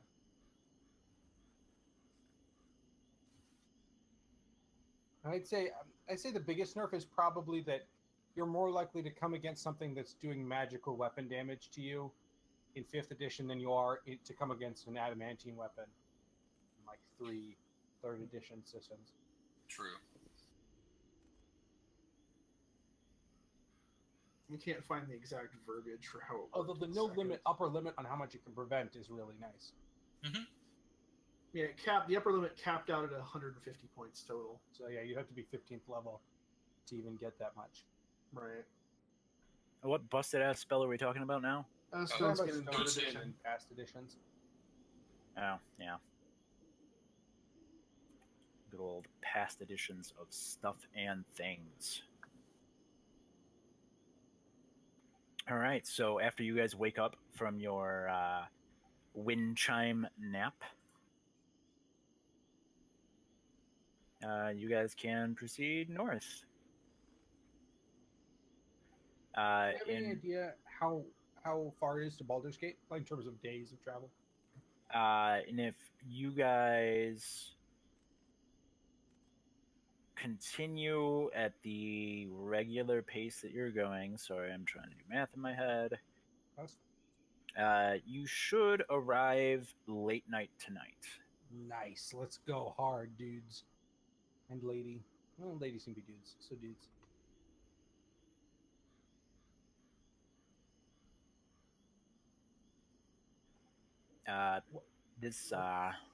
Sorry, go ahead. What is the weather going to be like today? The weather is going to be slightly overcast with a 30% chance of rain. That's not too bad. I let everyone know. Kind of cloudy, maybe some showers. So, as you guys go ahead and get to walking and riding your cart, you kind of hear Ned and Ted talking. Ned's going on about how he's just going straight to the bars and hitting up the ladies, and Ted's going to look for a little bit more work for them, try to kind of improve what they're doing, and maybe get them something better than 2 guys in a cart.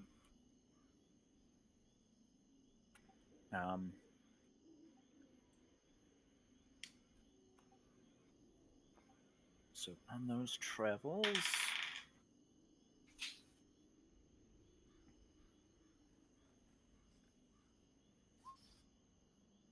it does start to drizzle a little bit in the afternoon. Oh, Jeff.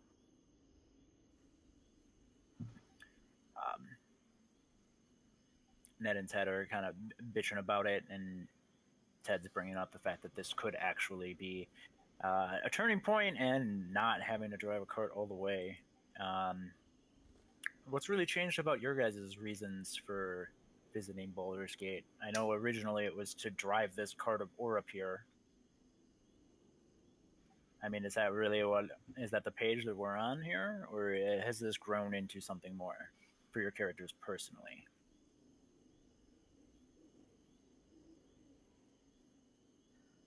Well, they've gathered a lot of info that they need to pass off to somebody who could do something with it, hopefully. Because this whole story is getting all sorts of twisted up. Like, at first it just seemed like a whole huge army of orcs, then it seemed like less an army of orcs and some illusions, and now it's like an army of orcs, illusions, and undead. And Briseis is just like lost in her head most of this day.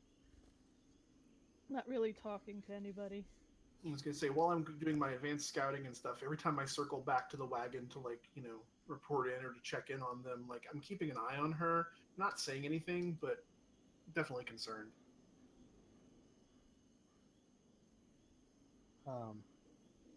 She didn't fall back to sleep at all, so she's not complaining. She's still going. She's tired. She probably looks it. But, Yeah, if I noticed that from when I was up in the perch, that would definitely be concerning. That would definitely give me cause for trying to, like, surreptitiously keep an eye on you, but not like trying to get up in your business. He's being concerned from a distance.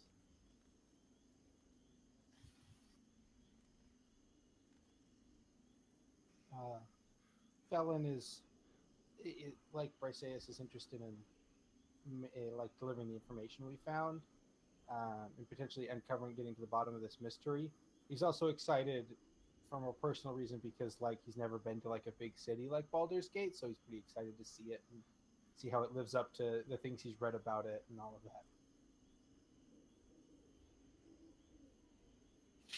For Dwayle's part, it's mostly a matter of the different angles that he can take on it. He has one contact at this point that, well, he started out with one contact, which was the gentleman on the docks. Now he's got Jameson's commanders to report to. Bounce. Now he can play off multiple people. So, assuming someone in Baldur's Gate is working with the orcs, since the cart seemed to have been coming from that way, now he's got more people that he can pull in. So whichever one is the troublemaker, he's less likely to end up relying on that person. So he's trying to make sure that what he will be talking to and the people, he's spreading around so that whichever one the trouble is doesn't get caught.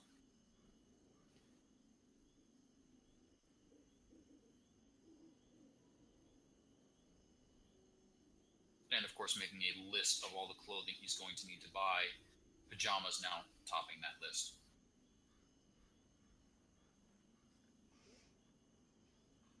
So as you guys are kind of pondering this in stealth and talking amongst it about yourself, night has finished falling, and you do find yourself very close to the river that provides Baldur's Gate its protection from invaders from the south. It starts to chill down significantly due to this lake presence. It's a lot different from the other days of summer that you've been dealing with. You're actually starting to get a little bit chilled down, even though the rain has let up.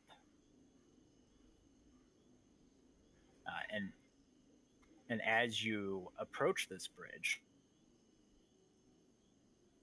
you notice how many people aren't on it right now, even for this time of night. Oh, the borders are going to be closed or something, I bet.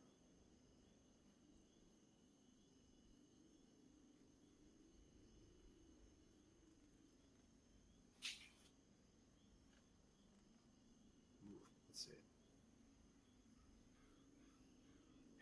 you don't see like as you approach, you don't see a ton of bodies on it. The bridge is relatively well lit from the Flaming Fist soldiers that are standing along the sides of the bridge, keeping an eye out, occasionally talking to travelers on the bridges.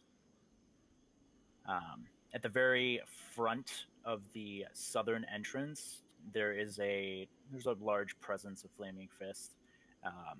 There's about 8 standing in front of the entryway. There's a small line of people kind of trailing off to the south. And there's a couple more Flaming Fist keeping eye on those people, most of which look to be relatively common, beige palettes, not exceptionally, don't appear exceptionally wealthy. And you see that there's 2 guards talking with people and letting them in one by one, kind of up north.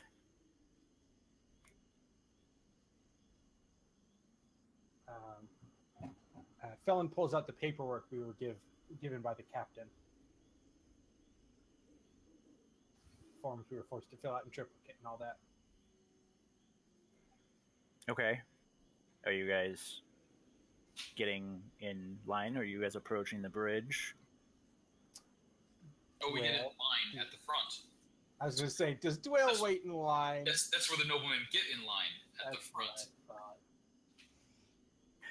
As you guys are proceeding down, and walking past this line of people, as you're walking past families, as you're walking past people who look like they've been sitting for a while,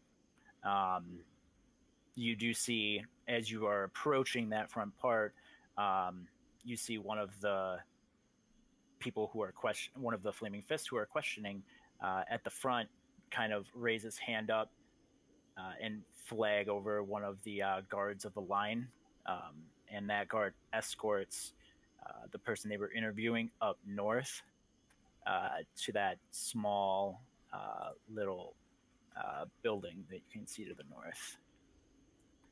That building has the Flaming Fist insignia on it. That's where they get tortured, is what I whisper to my group mates as we're approaching. I look concerned, and I assume this is a joke. I don't know. It might be a joke, but it might be really real. I'm not really sure. That's not exactly comforting. What is these days?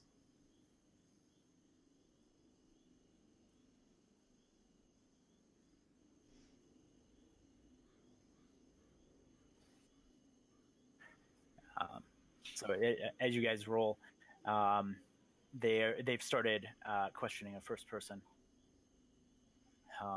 And as you approach, there's, what did I say? There was 8 in front of the gate. 4 of them step forward, not brandishing weapons, but they kind of raise their hands in a hold up sign.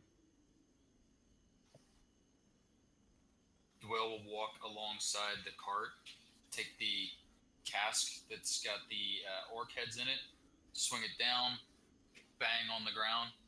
Gentlemen, I am Lord Dwell of House Wands.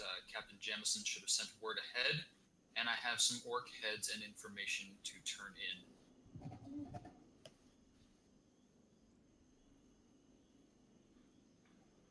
Listen, okay, first off, step away from the barrel.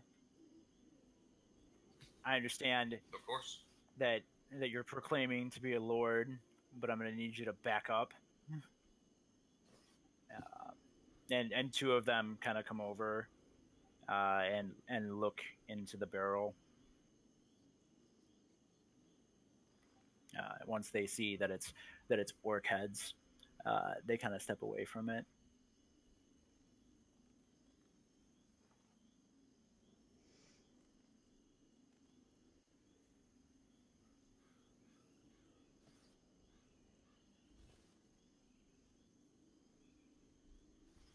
And as they look down, they look disgusted, but resolute. And then the two others say, "Yes, I understand that these are dead orcs. You say you are a lord. We still have to take everyone in sequential order.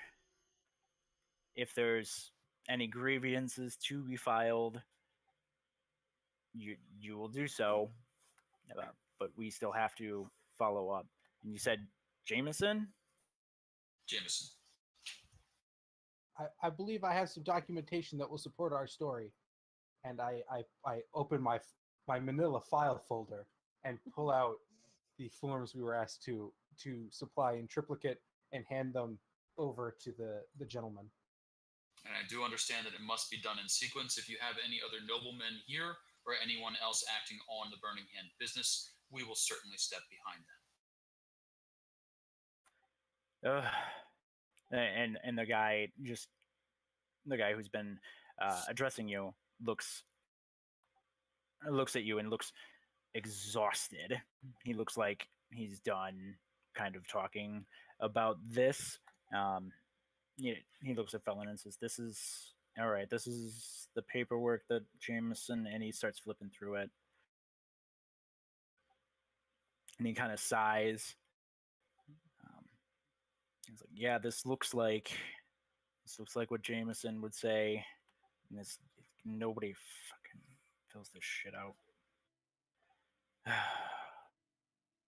And he kind of looks over and he motions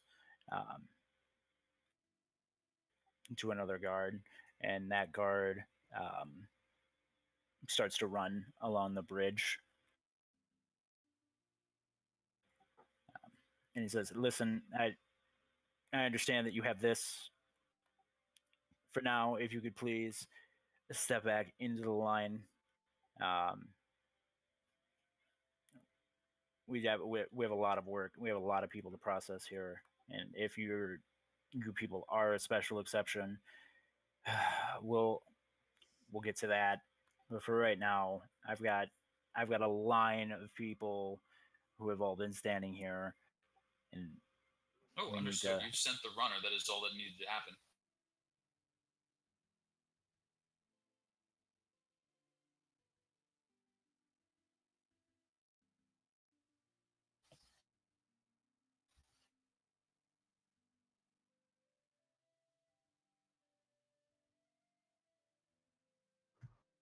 As we dejectedly make our way to the back of the line, I look at Dwayne sadly and I say, "I thought we didn't have to wait in line." Say that one more time. As we're making our way back, I look at Dwayne and I look dejectedly at him and I say, "I thought we didn't have to wait in line." We're not. They've sent a runner on ahead. But he's still making us go to the back of the line. Do you not wish to go to the back of the line? Well, not if I can avoid it. I mean, look how many people are in front of us. Where do you wish to sit? I'm not... Okay, if I'm sitting somewhere else, it doesn't change the fact that our group is at the back of the line.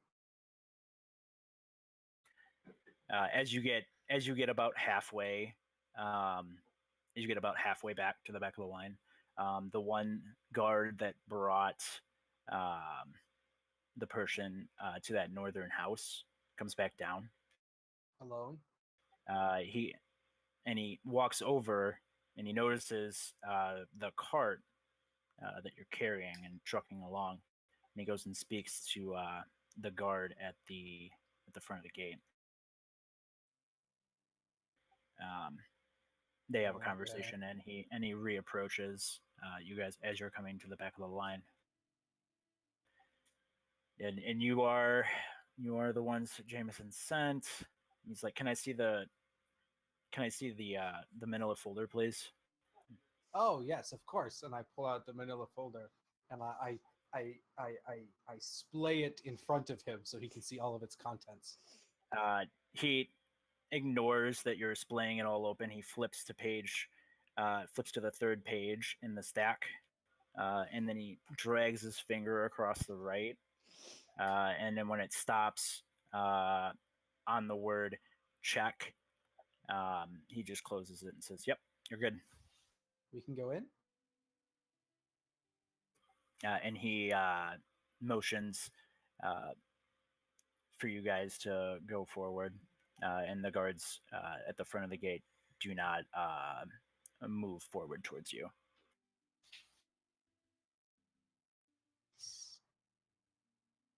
Do you feel better now, Phelan? I do. I do. Sir, excuse me. Can I ask you just one quick question? Yes. What's that house over there? And I point at the house way to the north. This one. That is our barracks. We don't get to go back into the city. We usually have about a 2-day rotation out here. It also doubles as our investigation room. Oh. Interesting. Where we sit down. Honestly, we usually just use it for those who have been waiting out here too long. And we use it to get them a good meal and a little bit of water. Dude, does that sound legitimate to me? Does that sound legitimate to you? Does it sound legitimate to me? This guy looks like he's tired. It looks like he doesn't care much for his job. And like this paper, like as he's looking at the paperwork, like you can see that he doesn't like that part of it. But when you see him look at the people, at the people in line, you see him looking at people. You don't see him looking at objects or cattle. Okay. All right. Oh, interesting. Good to know.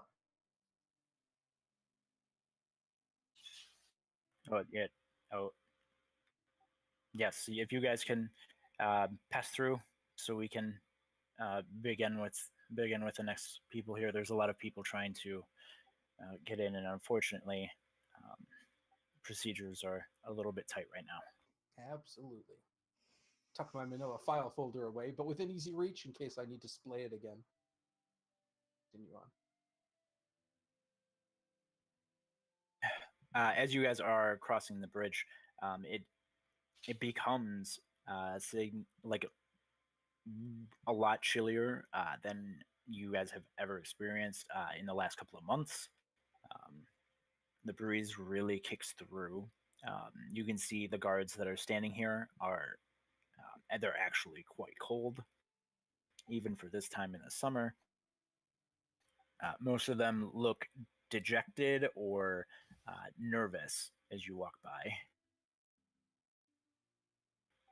The cart makes a weird clatter, and the bridge squeaks just a little as you cross over the middle part, which is still lowered so that you can cross. And on this bridge, no one else is heading into Baldur's Gate. You do see one passerby leaving, but he looks just down on it and down, and he's stumbling.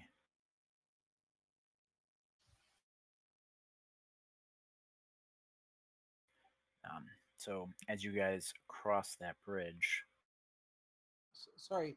Well, this gentleman who was having trouble, what did he look like?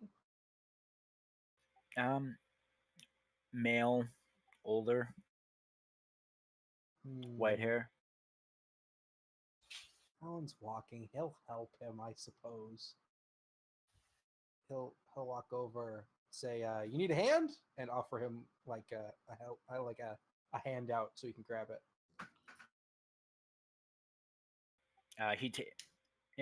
As he keeps walking forward, and as you offer your hand and arm, he stumbles forward, and he goes to grab your arm, but he clearly he misses it by about a foot, and then falls onto the ground. Uh-oh. Someone's had too much to drink. And I reach down to help pick him up. Felon, leave the lush. We're headed in the other direction. Well, we can at least get him back to the town, right? He's No, I'm leaving. Why are you leaving? I don't want to be here anymore. Why is that? And he looks over at you, and then he. Ugh, Well, that's not really a ugh. word. Like, does he have anything, or is he just like stumbling drunk across the? No, he's just stumbling drunk across the bridge. What's Should probably What's- not let him go. what's so bad with the Baldur's Gate? No, it's just I gotta get out of. Ugh.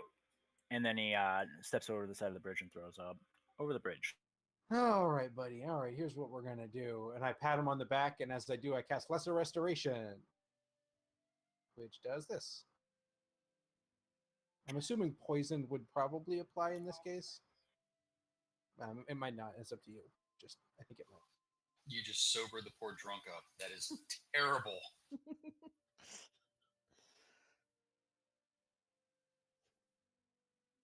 And he, as he sobers up, he kind of looks at you and says, All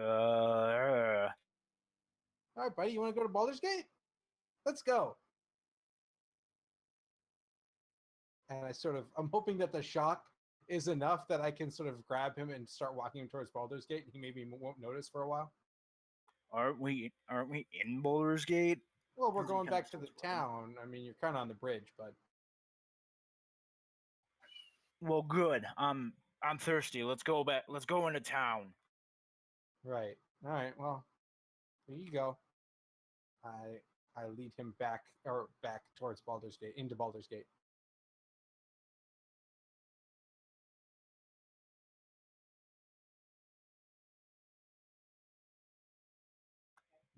I'll just have to. Oh, thanks for getting me back into town. If I see you again, I'll buy you a drink. And All as right. he I'll walks hold you in, into this gated area, actually, let's switch it to the big map. You have a big map. So excited.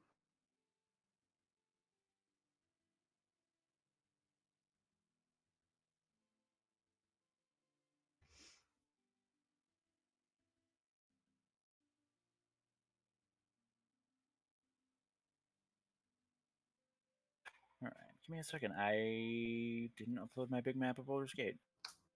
Tisk tisk. So as we're sort of watching the drunk guy decide which way he should be going, sort of weaving back and forth. Phelan, Yes. should we walk through, say, a downtrodden part of town or a slum? Are Right. you going to do this with every person we encounter? I mean, probably not everyone. I mean, he was fixing to get himself pretty seriously hurt out there, and once he got out, he might not have been able to get back in. And that would be bad. Well, I mean, I don't want him to die. There are orcs out there, and undead orcs out there, and weird talking books out there. It's a lot of bad things.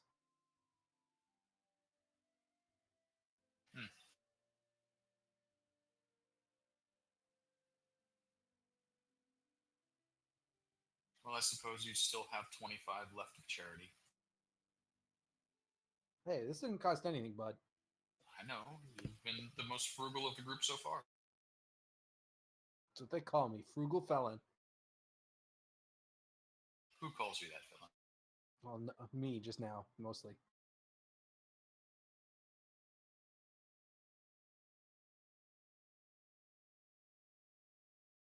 Look at that mountain. That's cool. I like that mountain. So as you're getting across this bridge, which is much longer than the initial picture kind of insinuated, It's quite long. you stumble as you exit the bridge. You enter a very dirty part of the town. It's well guarded. You do see a decent amount of flaming fist, even for this time of night, on the streets.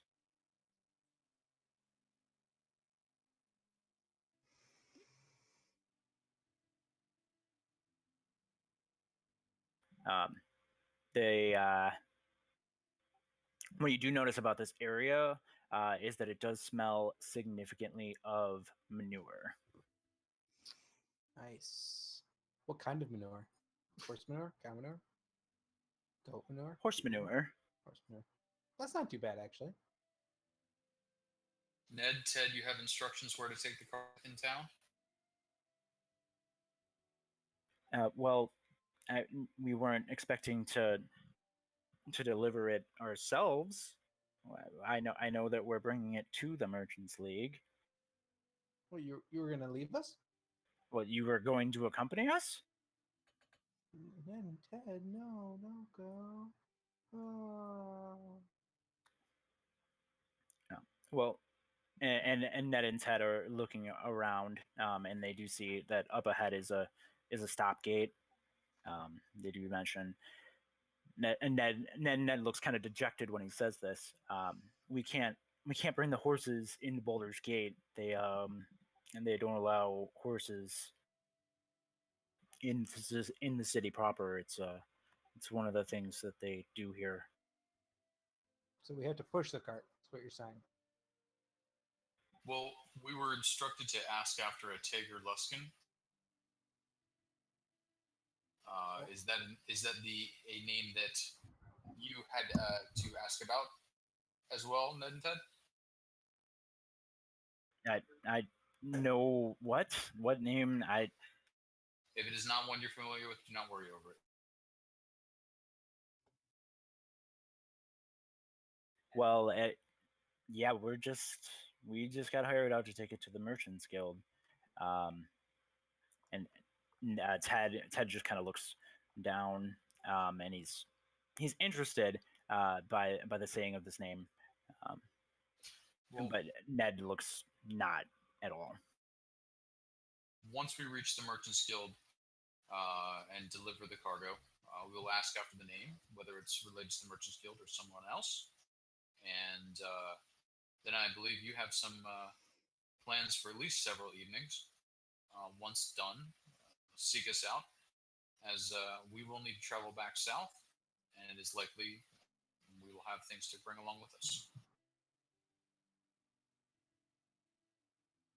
Yes, of course.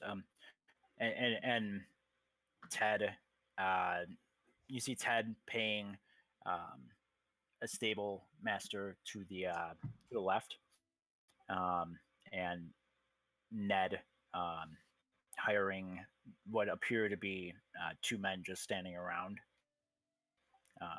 and then all four of them together, after stabling the horses, pick up the cart and start moving with it.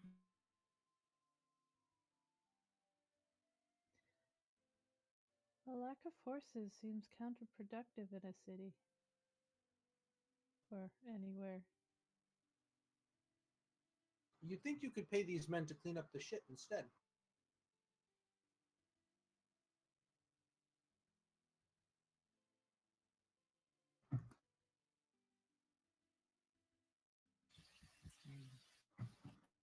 Well, we'll follow along towards, I assume, the Merchants Guild. Dwayne, Hmm. I know that I may not always be the most up on proper etiquette. However, does it seem wise to call upon them in the middle of the night?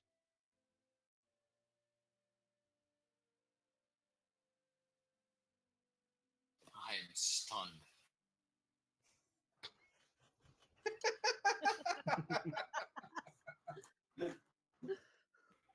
Ned and Ted kind of hear this conversation in the background.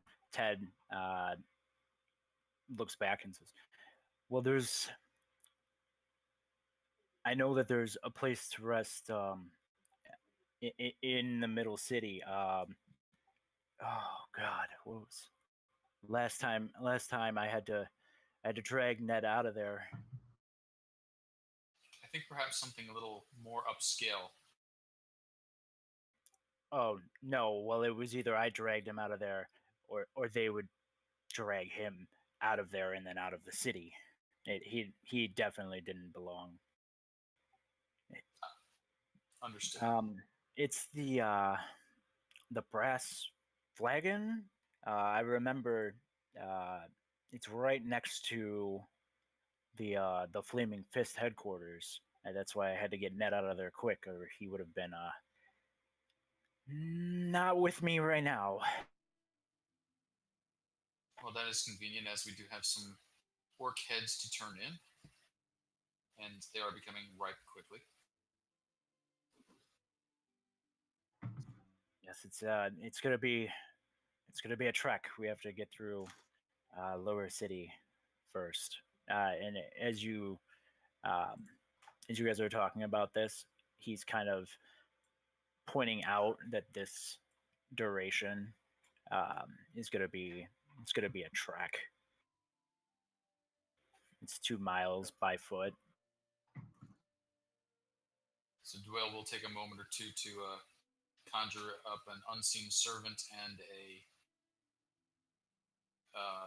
floating disc. Equipment goes on the floating disc. Servant flutters around, moving things out of his way as he needs.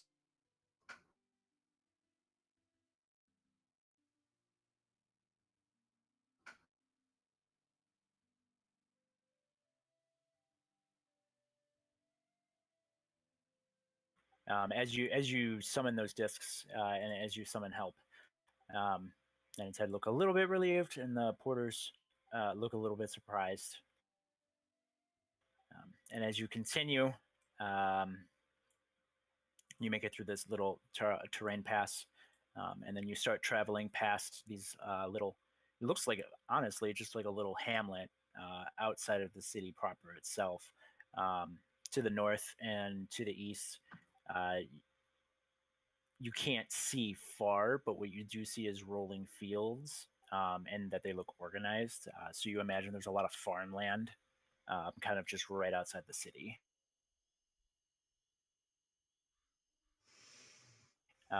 As you continue down and past, it becomes a little bit more metropolized, a little bit more cityfied. There become, multiple streets. There's some branching paths. The streets they become a little bit more condensed and together as you approach the city proper itself.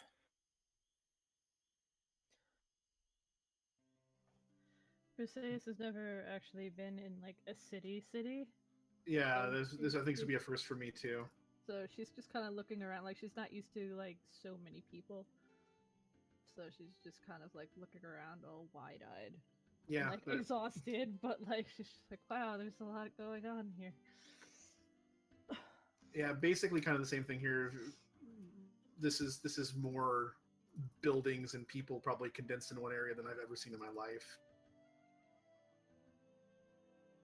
As we get closer to like the city proper.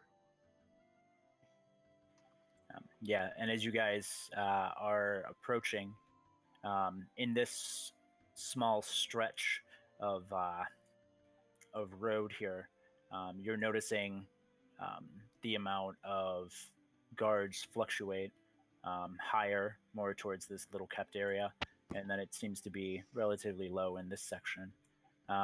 As you're crossing through here, you see a little girl running from person to person, kind of on the street. Help! Help! Please! My dad. He could be hurt. Help! And this girl looks.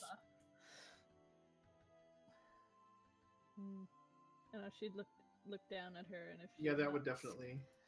Like if she's not scared of she of like the big cat person, the big cat person and the demon lady, like, or the two that are like, what's going on? What happened? Yeah, I'll definitely squat down low to come down to like her level. Are you all right? Is your father, you said? No, he's just down this way. And you can see that she points, and it seems to be a little bit further. off in the distance than you imagine. What's wrong with him? The bad men came again, and they want the money, and we don't have any, and they're gonna hurt him, and I don't want to see him meet up again. Can you? Yeah, furrowing a brow without even bothering to consult the rest of the group, I'm going to turn and stalk off that direction. Briseis will kind of look back at the other two, then look over at Cloud and follow Cloud because he's going off alone. I'll go with him. I'm following. Come along, you cannot be that much the bumpkins. Well, look, it's a win-win either way. Either we help a little girl or we kill some bandits. It's a good deed. Oh,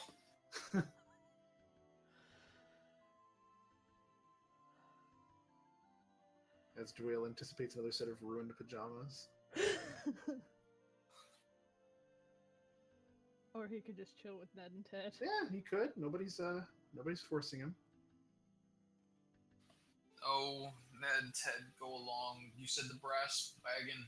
Find it. And Dwell sort of sulks his way back along after you three. Their As you guys- generosity's not rubbing off on him at all? Or is they making him worse?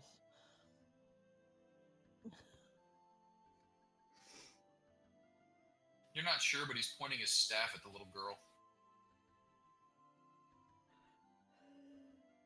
So as you guys follow her, as you round the corner, you see two men, kind of bulky, beating another man who's on the ground. Oof, oof. Like they're seriously like giving him the business. It looks like. Yeah, they're actually kicking him on the ground, and they're saying, "Where is it?" How far away are they? 30. Do they notice us? I'm assuming they're focused on putting the boots to this guy.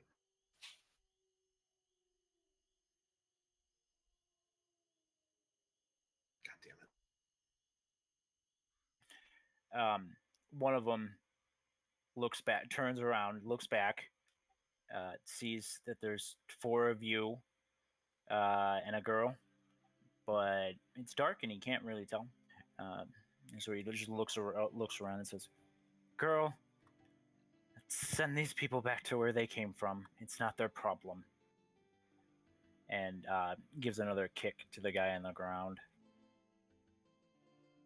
So the one who doesn't look back, is there what I'd like to know is there is a possibility I can come up behind him if he doesn't notice me there and like use my staff to like sweep his feet and knock him to the ground?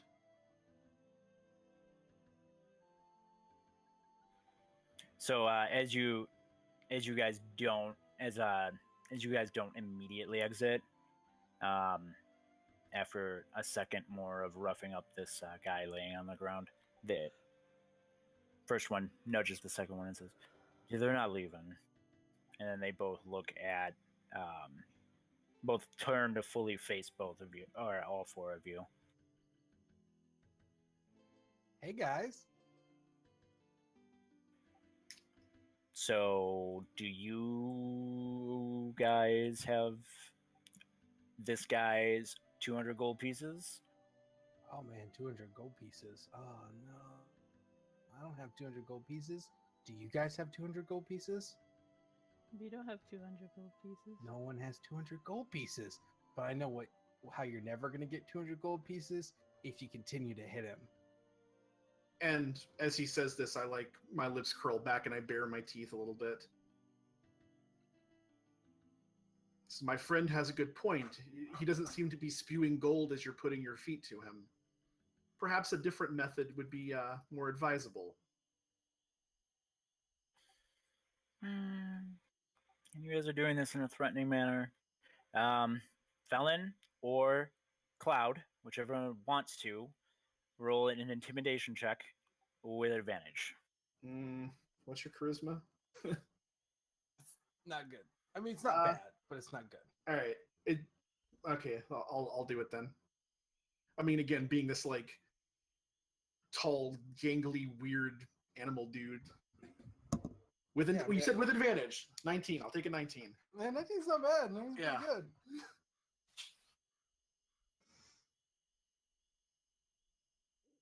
Both of them look at each other, and they look at you. And then the one who addressed you initially, goes into his coat and pulls out a piece of paper and looks at it. And he says, "Well, this guy's like the second to last guy. Oh, we got a Juge left. If we collect on Juge, we can skip out on." Yeah. It's fine. You guys can have this. It's fine. You guys, whatever. It's not worth it. We're just gonna walk. Smart move. Well, have a good day. And then they make to leave, passing you by down the alley. It looks like this is literally a dead end alley, and they're going to walk past you to leave. I sort of step to the side and keep my eyes on them. I'll give whatever one crosses closest to me a gentle tap on the behind with my staff, as if to hurry him along. Say, nice ass. Doyle will step out of this alleyway so that he's in the street before they pass by. Okay. As you go to like tap this guy and be like, "Get the hell out of the alley," he looks at you. It's the same one that addressed you at the beginning. Mm-hmm. And he says, "Seriously, we're giving you this one. Please don't make me regret it." Oh, I'm sure we will. And he continues to walk out. Yeah. Briseis will go over and cast Cure Wounds on the beaten guy on the ground. While she's tending to him, I'll continue to like stare them down as they leave until I'm sure they're gone.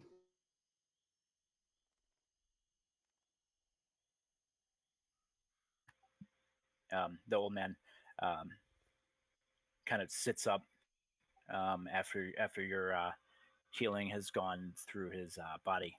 He says, "Well, thank you. I should know better. Should know better than to borrow what I thought I could get." What happened? Well, you see, I had a good line. I had a good line on this pony, and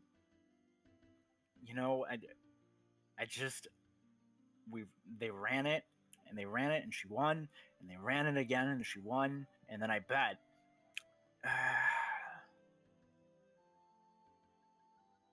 Not being entirely sure what he's referring to, since I doubt we have horse racing back home, I'll kind of look to Felon and Briseis with kind of a quizzical, cocked brow.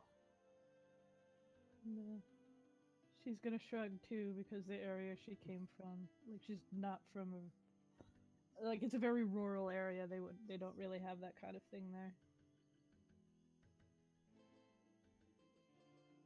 And then Felon, of course, is like a cloistered book nerd.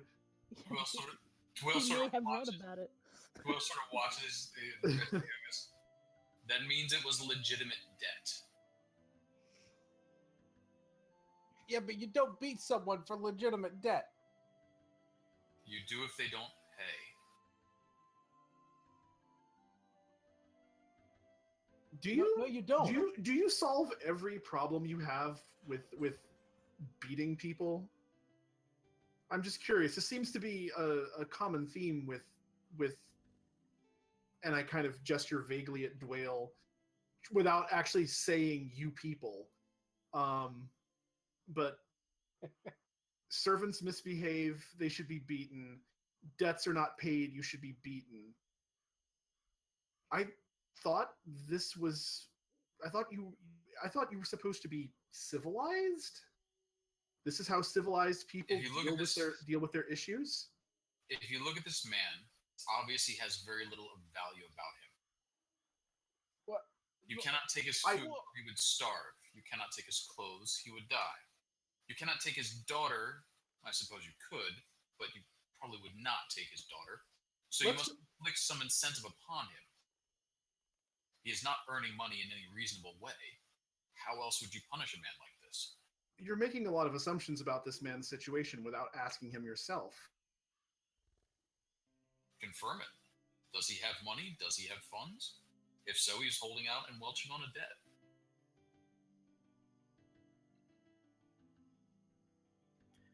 debt. The man kind of looks up and then kind of looks down. And he says, "Well,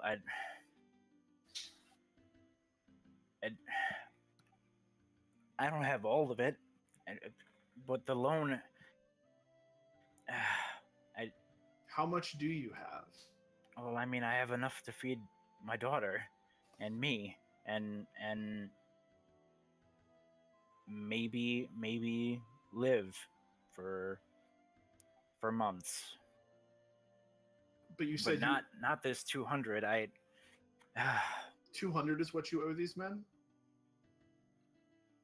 And I took it out on the guise of starting up I really wanted to just deliver things. I wanted to run in the town, and when I took out the loan, it was to feed my daughter and me, and do something for myself, and then I walked past the track and then it was gone.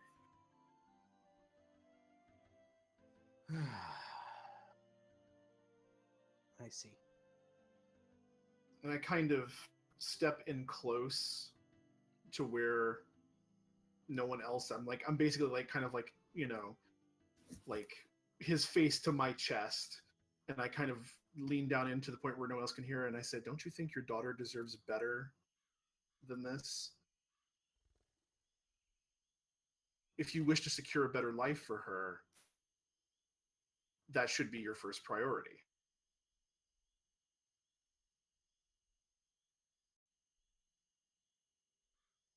Are we not in agreement? Well, of course. Like, and he looks down and he's just... She won't have a very good life if you're not there to take care of her.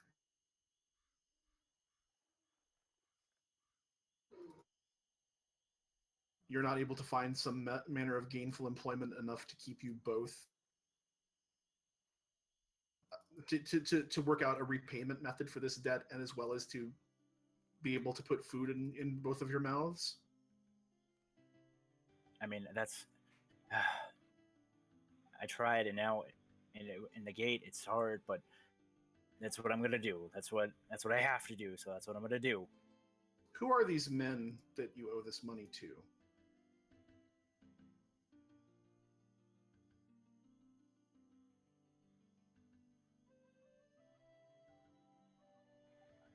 Well, I don't know who those men were.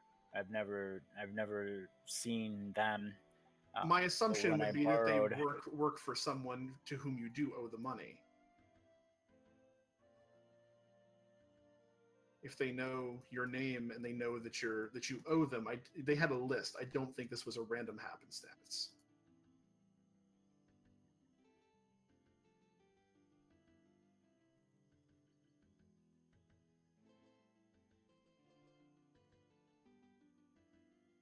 And he kind of motions over for you to kind of close in.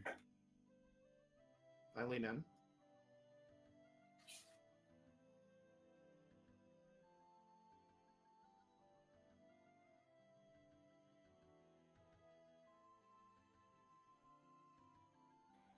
Any he kind of says, kind of like it brings you in, and then he says, well, I had to borrow from the Iron Throne.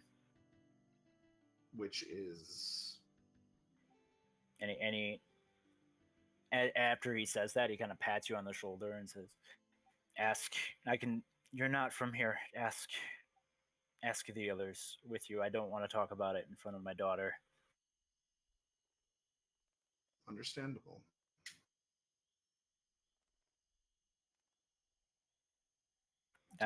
Do you have a home near here, somewhere to stay?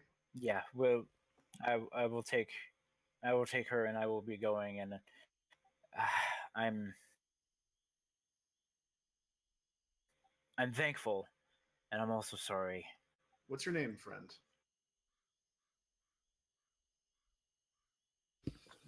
Sidiel. Yeah, so if you don't want to come up with something on the spot, just yeah. And you live near here? Within a walk. I can't afford to live in the lower city. So basically, out of character, like I'll ask him to give me like directions more or less to where he lives, just so I know. 2 streets down, past the old Jameson, and then a left around the Hulu Inc. Right. Yeah. info dump. I'll nod, and I'll nod towards his daughter, take her home, feed her, keep her safe. Family is what we have. Thank you. And I'll return back to the group, silent and rather perturbed by this whole situation.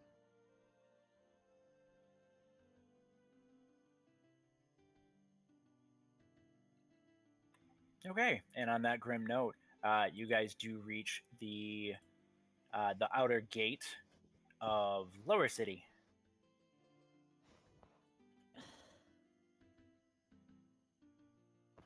Woohoo. Which is right about around there. It is the same as before. There's flaming fists guards along the outside. These people are letting in people significantly quicker. They don't seem to be checking any paperwork. They're just standing guard outside of those walls. Which brings you into the lower city. We did it! We didn't even get robbed. Dwayne. Have you checked your pouch yet? I checked my pouch. Is it there? Roll a d20. You bitch. Oh! There's extra gold! Someone gave you coins on the way. As you go to check your pouch, you notice that there is another pouch from there. Pouches just appearing out of nowhere. Suck it, Dwayne. And it seems to have. Oh, fuck, I'm so good at making money and don't even know it. 150 gold in it. It's like me.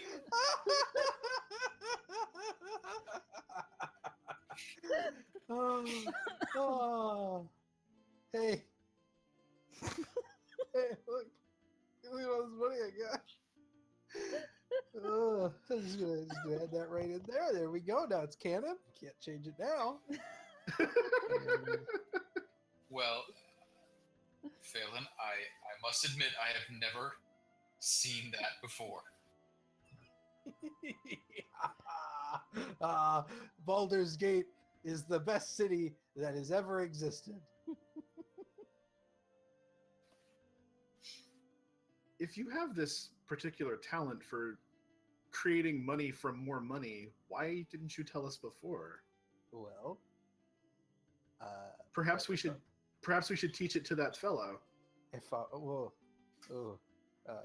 honest, it seems to have been a power that has lying dormant in me until just now. Speaking of which, what is the Iron Throne? He said you would know.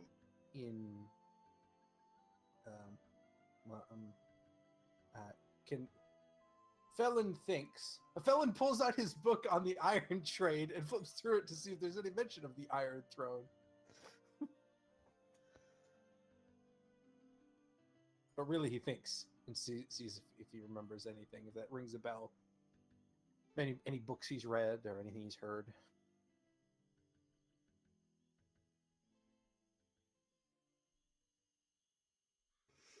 So the Iron Throne, you know it to be a merchant-based company, but they have a very,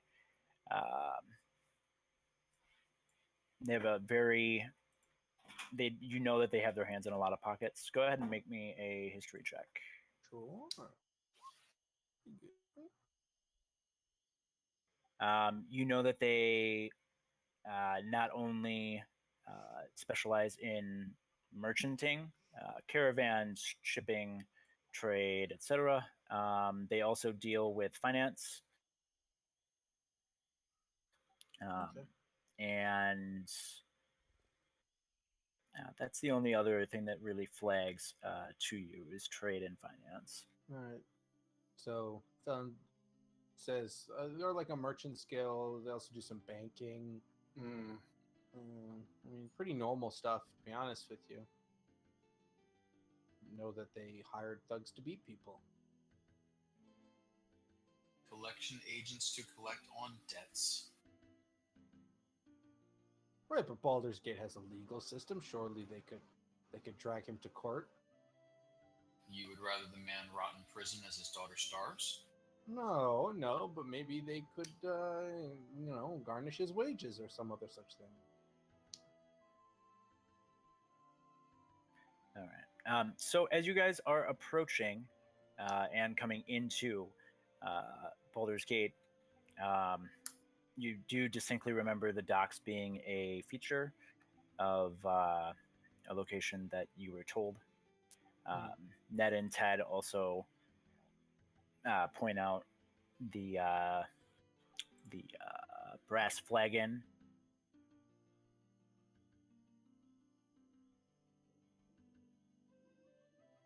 But they're very bad at typing, so they take a second.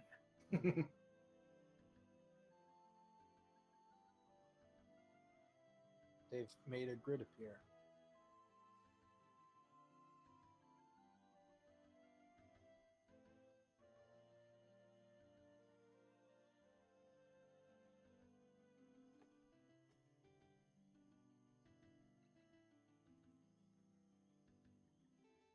And it's down in the bottom left corner of the map.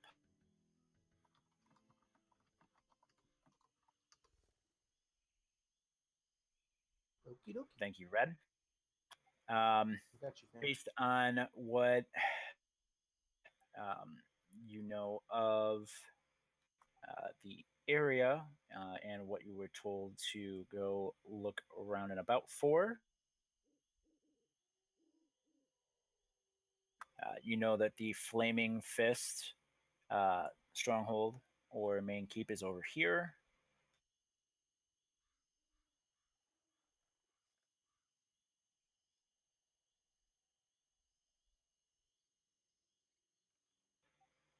And you do also remember that this is part of the docks, as evidenced by the water.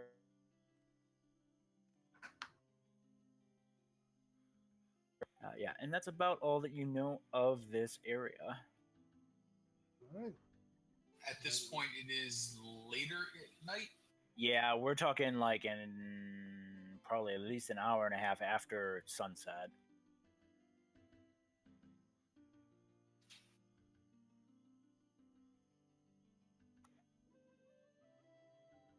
Well, I suggest we take a moment to drop the orc heads at the Flaming Fist headquarters, as I have no interest in bringing them into my bunk, and then we head to the flagon. Agreeable.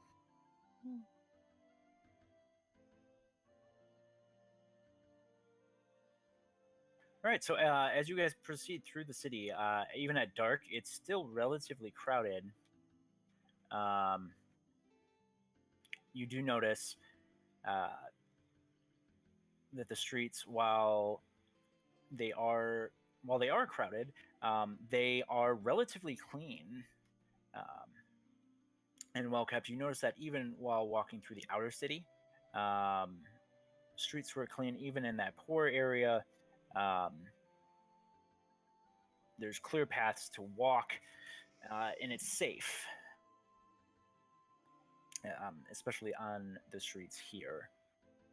So as you walk by, you do notice the outsides of most buildings have labels on them.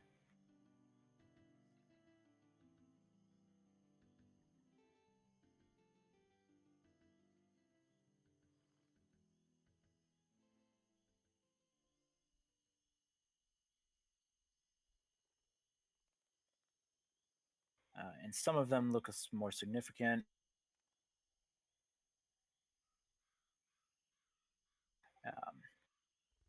But if we have questions, please ask as I am going through this, and I will label things as you walk by them. So Not a tailor, not a tailor, not a tailor, not a tailor, tailor. Yeah, that sounds like Dwell. So as you guys walk through the town, you do make note. You do actually see a sign for the Merchant League outside. You also pass by the Iron Throne's some sort of building. It's very tall and very weird. And then as you approach the Flaming Fist area, you do see a relatively significant presence outside, although it doesn't seem like they're wasting manpower here. There's just 4 guards outside the door, 1 on the top.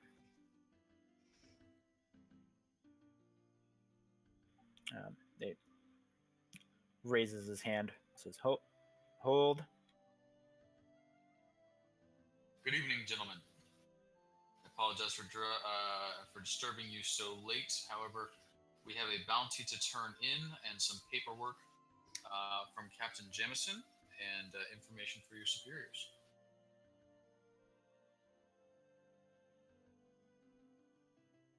Well, okay, this is...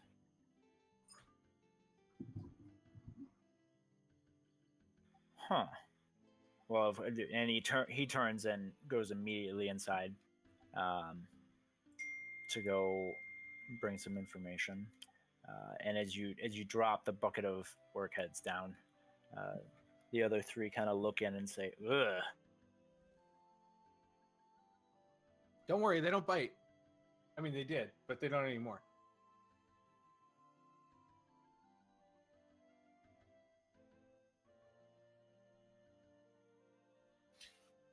And then as you go in, the guard comes back immediately and ushers you in, and he says, "Well, we can always take information at this time of night. Unfortunately, our leader has, I guess, who you would consider to be our leader, has turned in for the night. I'm so sorry." There's nothing that needs to be worried over, though I did not feel like carting heads into the inn I wish to stay in. We will be staying at the Brass Flagon. If you wish to send for us once he is available.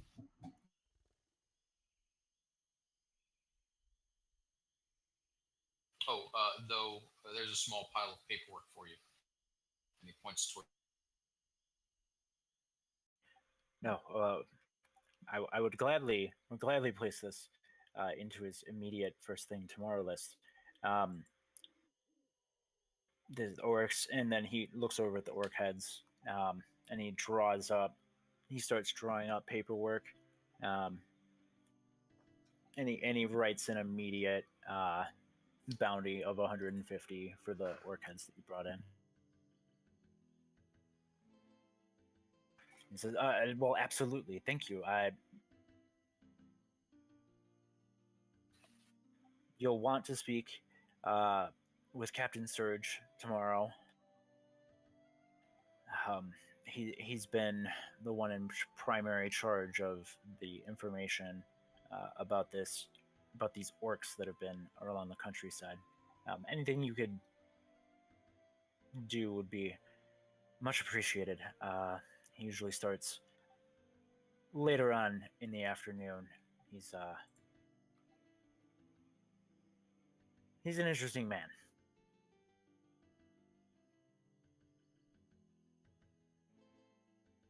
I will take your word for it. And then seeing the bucket of heads dropped off, he moves it to the side and says, "Is there anything that we need to know that I should pass on immediately? I'm not the officer in charge on location now, but I usually handle the bounties, and if there's anything that could save the lives of even one man." Well, let's see. Felon, do you have a copy of that bounty for the 400? Yes. And I unfurl my manila envelope and I pull out the copy of the bounty. Now, this was regarding the numbers of the orcs. We had originally estimated at between 1 and 200. That has actually been revised downward. Unfortunately, is because they have access to magical devices, and Dwell pulls out one of the little boxes. Pressing on these makes one orc appear 6, so the number would be closer to 30 to 50 orcs. However, they do have mages working with them. Tell them about the undead. Yes. Briseis will bring up the undead, saying someone is raising their fallen. We've run into undead a number of times, and at least the last group were definitely orcs. We are aware of at least 2 mages working with them, so the undead will increase as time passes. So not better news, not worse news, just different news. Wait. Information. Dwell. Yes. Tell them about that there's someone in the city working with the orcs.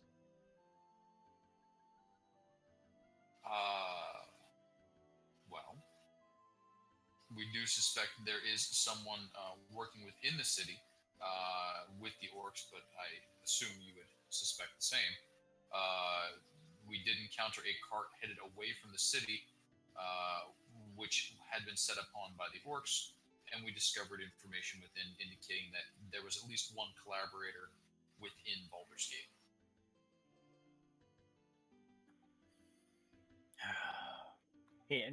He sighs. He says, "I'm not privy to the details of this investigation, and I can't share any with you. But that's not surprising." You could, right? Like, you could. Felon, we can wait till the morning. I wish sleep. And the 400 gold will make us comfortable enough. I suppose. I don't even know what I'm going to spend my 150 on. Level 400. Goodness.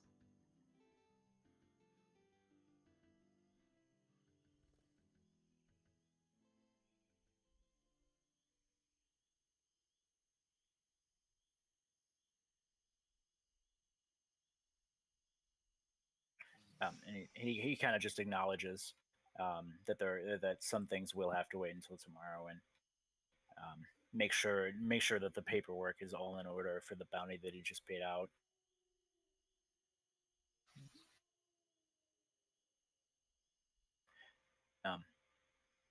So yeah, did you guys have anything else to express immediately? Like he's taking notes as you guys are saying stuff. Um, and it looks like he's flagging them to go to different sections or departments. The undead and Dwell will give a little rundown of the encounters, mentioning that the undead encountered have been skeletons, and that the blunt weapons seem to do better. They were encountered about yay far down, and he should have the report check that they did receive the original report from Jameson, which had the previous information.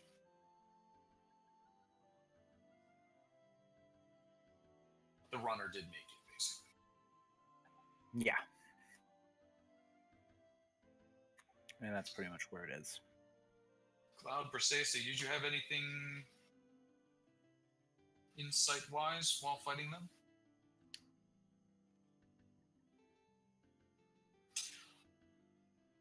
I was a bit more focused on avoiding their axes.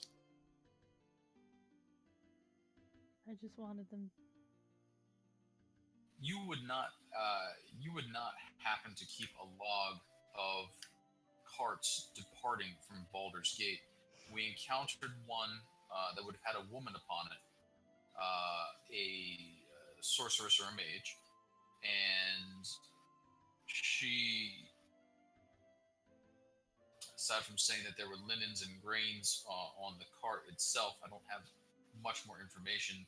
I can describe the 4 to 5 men she would be with, but she may be the collaborator. But we did not get a good look at her.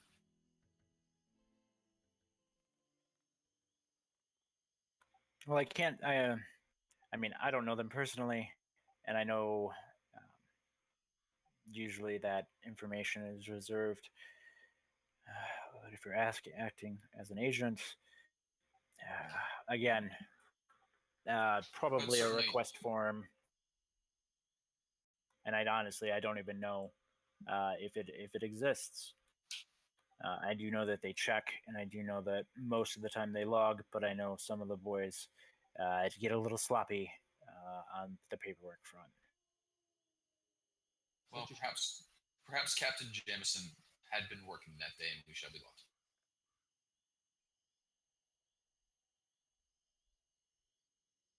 Yes, I can start processing that for you guys, but again, probably won't go through until at least tomorrow. Oh, one curiosity. My home is in Waterdeep, and there are a few political differences. The punishment for being a debtor in this town, what is it?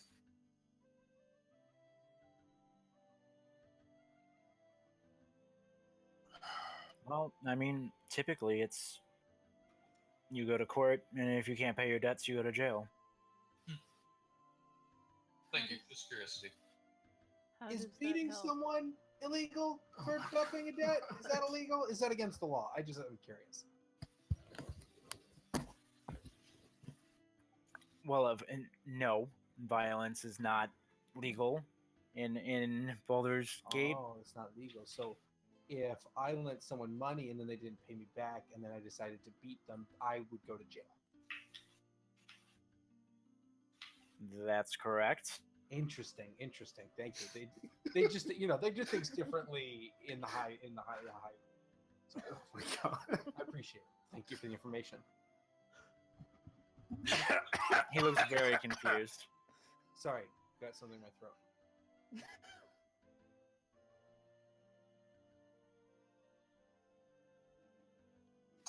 Well, I think we'll be off for the flagon then. Well, yes, of course. And I don't believe I'll be able to send anyone over to the flagon when Surge arrives. But we'll see. He'll be in the afternoon, I'm sure. Well, then we'll present ourselves in the afternoon.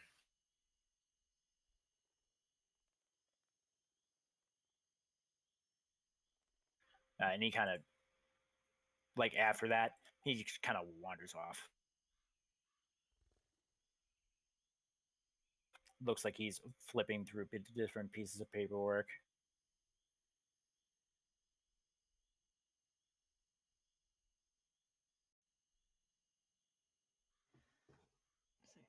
I don't understand everyone's obsession with all this paper. With the paperwork? It just seems to be getting in the way. Books and paper make little men feel important.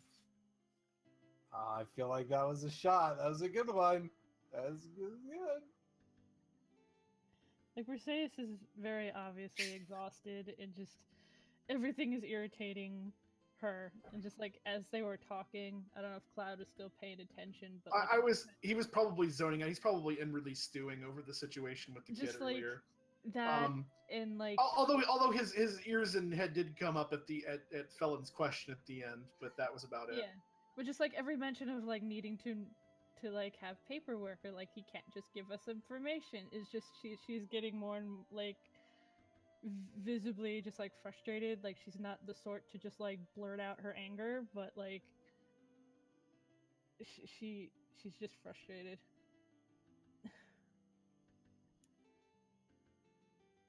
It's like things could go so smoothly if they would just, help, as opposed to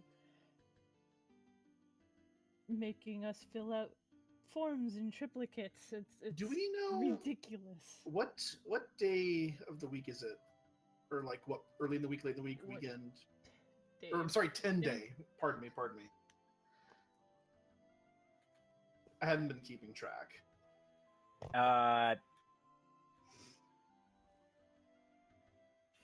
So on the forms that Felon filled out for Jameson, it was the beginning of Faerun's work week.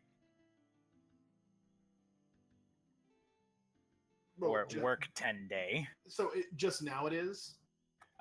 So that would be what, 2 days ahead of that? So it'd be the middle of the week. So in the middle of the week. Okay, I was just curious, just for reasons. So yeah, as you guys leave the Flaming Fist, and you walk to attend the brass flagon, you do notice, in specific, Cloud notices that the building next to the brass flagon, Mm-hmm.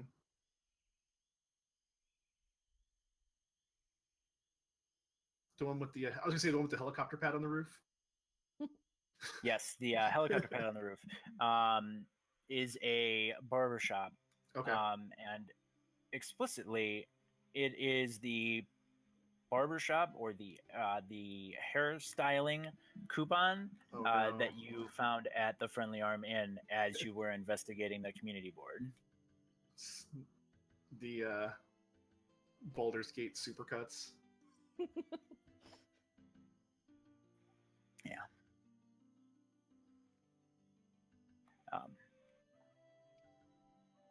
And then as you guys enter the inn, you notice that it is relatively large and booming. It is a 2-story inn. It has a nice, the roof on it looks recently patched. And then as you step in, you do notice a moderate amount of music playing, and the tables and chairs look old and used.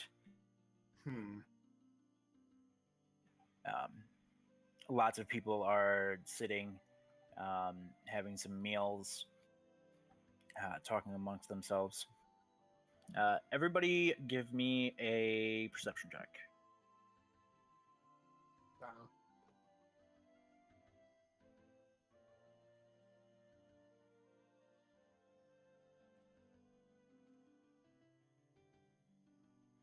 Why do I roll these things? Dwayne is feeling self-conscious because he's not absolutely perfect anymore. Oh my god, I'm a mess.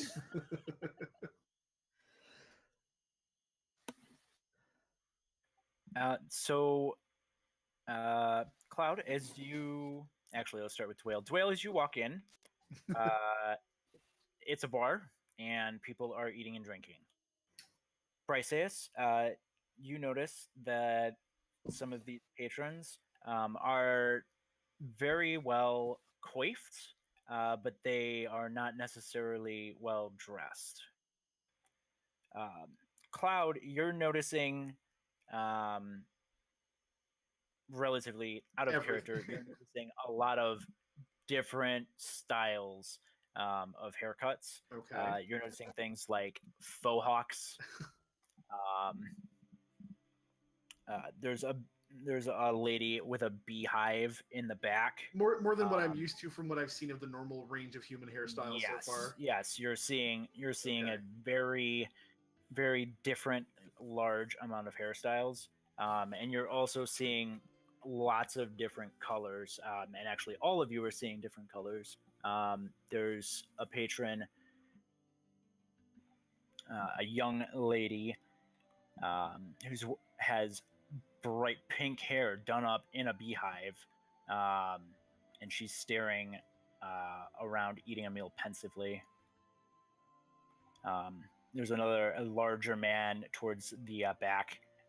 His hair is spiked up and in a bright blue color, and he looks like he's boasting loudly in the back. But there's plenty of tables and plenty of places to sit.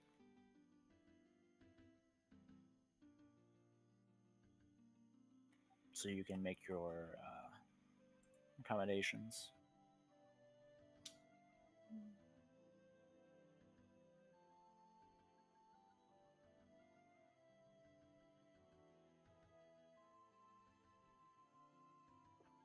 I am so far out of fashion. Well, we'll have plenty of time tomorrow for you to buy 8 different suits. Why did you say A? I said 8. That's what I heard too. Was 8. 8 different suits. Sorry, I'm distracted for some reason. Someone needs a bath. Someone needs fewer great axes. Do you see the innkeep? As you guys look around, nobody sees the innkeep.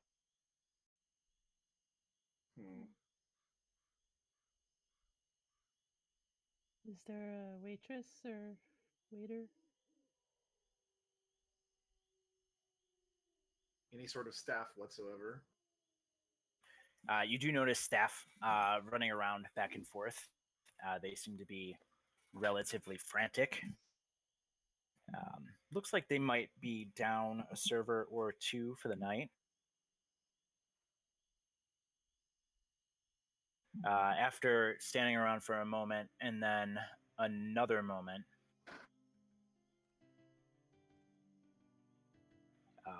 a lady approaches, and you see her wearing an apron, but she also has her hair done up and in the same shade as Briseus's avatar in our current game. Well, what can I get for you? Rooms, baths, meals. Well, yeah, of course. Let me rhyme. And a halfling walks out from the back, who nobody could see earlier because he was underneath the bar. I see. Well, now you do. Rooms. I heard rooms, board, meals, baths. Yes, please. Absolutely.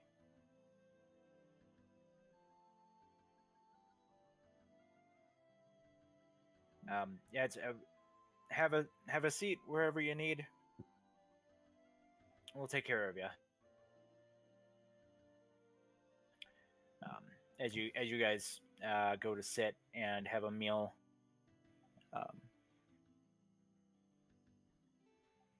you're hearing you're seeing a lot of patrons come in and out of the inn. Some of them do have relatively unique hair, like the ones that you have been seeing, but most are just regularly done up as members of the middle class. You see a lot of different merchant types in this area.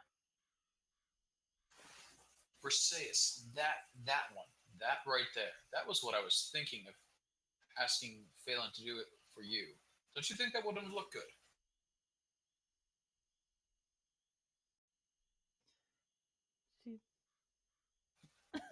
She looks to where he's pointing and just sort of shrugs, I suppose. I rather like this place. Are you going to get fancy colored hair tomorrow? My hair is already fancy colored. What color is fancy?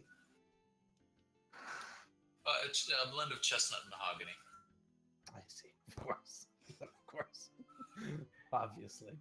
Yeah, as you guys are talking about this fancy hair, the man from the back, the larger man with blue hair,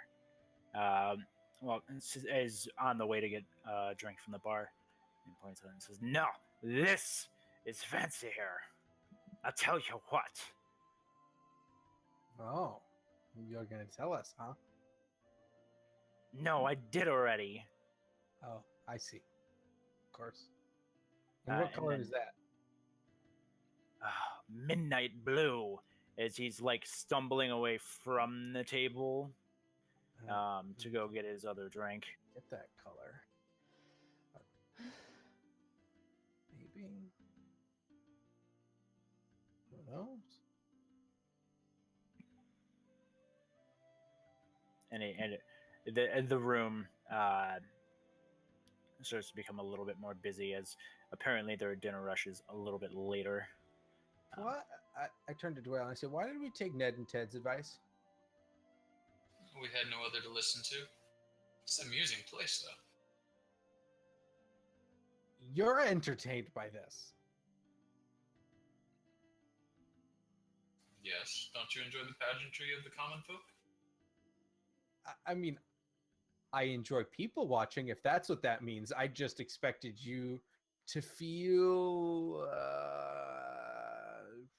out of place. Why? Well, because you're you and you look down on them and think of them as lesser beings. Yes, but they're so colorful. Right. Oh, I see. It's like a cakewalk type situation.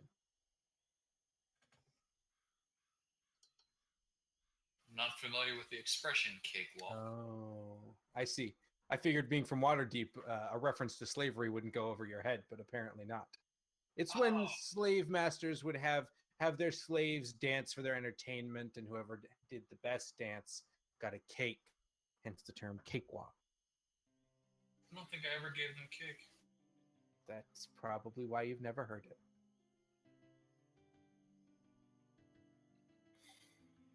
Kind of. But still, look, they're all colorful. Now, Briseis is gonna unstrap her shield and sort of try to ignore what they're talking about because it's making her uncomfortable. The whole sleeve thing. And just try to get comfortable. And as you guys do try to get comfortable, dinner gets shoveled over. A little bit of meat, a little bit of pork, a little bit of asparagus. Seems to be what they have in bulk right now with some potatoes. So it's something. You do see people going in and out as per normal. As it starts to wrap up, as the dinner rush wraps up, you do see a couple of people walking out, talking about the barbershop next door, and heading over there to get fancy dues just like everybody else because that's in fashion. At that time, the proprietor of the inn comes over and lets you know that your baths or rooms and or both have been drawn for you.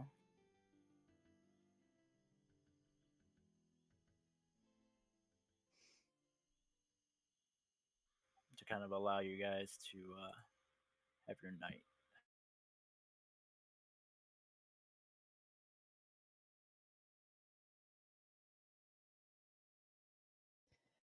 Briseis will probably fall asleep in her bath for a while. Wake up when it's cold. Yeah, I imagine this has been a tiring day. Yeah, it's for been all of you. been a lot of heavy late marching going on. Yeah, before heading up to stuff too, like I would have probably been trying to pay some degree of attention to what the local talent was. You said there was a lot of music going on. Seeing like, was there like a house like band, or was it just like? Seem to be like rotating single players. Okay.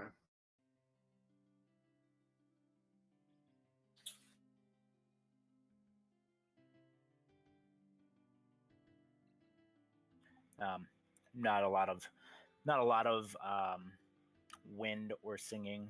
A lot of lute. Hmm. Well, I assume. Wait, we didn't get in. Like, or did we get? How it was late when we got in? Yes. Okay. Yeah. So, I mean, we're going to be in town for. Are we going to be here? Supposed to be here for at least a couple days, or I would imagine.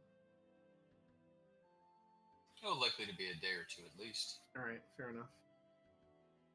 We've 2 to 3 people to meet with, and then plans to be laid. And then if we wish to return to Baragos, we'll need supplies. Or, yes, Baragos. We're the family are in. Out of character, wasn't it Ned and Ted who had the plans to get laid? One of them did. But anyway, Ned. I know, just being a smart ass. Okay, yeah, no. Cloud would probably definitely turn after dinner. A lot on his mind, but a bath does sound agreeable.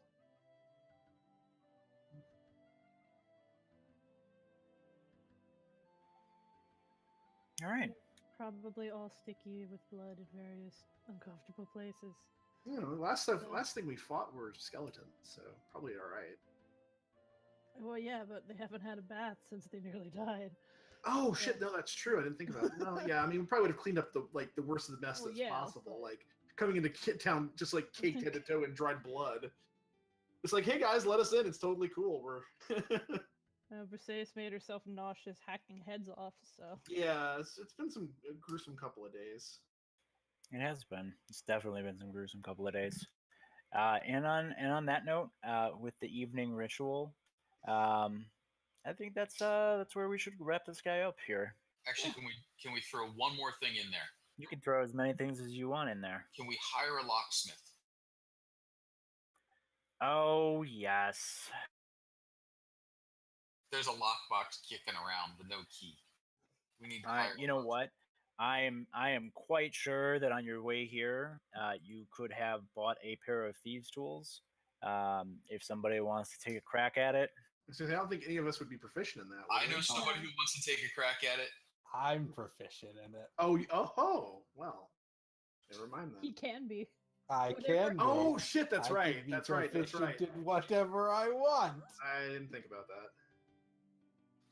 I read a book on it once. Yeah, I read a book about In it. fact, I think we met 2 gentlemen who may have thieves' tools on them right now. That's true. This is also true. Feels like, oh, and by the way, could I buy those? You go Yeah, I right got- on ahead and make that roll, buddy. All right. So I use my divine Huzi Wetzi. Oh, can we all help at the same time? Just be like, oh, do that. Channel Divinity to gain proficiency in thieves' tools. I gotta add them to the tool.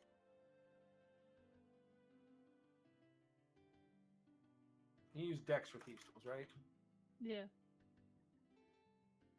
So I am proficient. 19. Not bad. So 19's gonna spring that lockbox open there. Woo! Boom!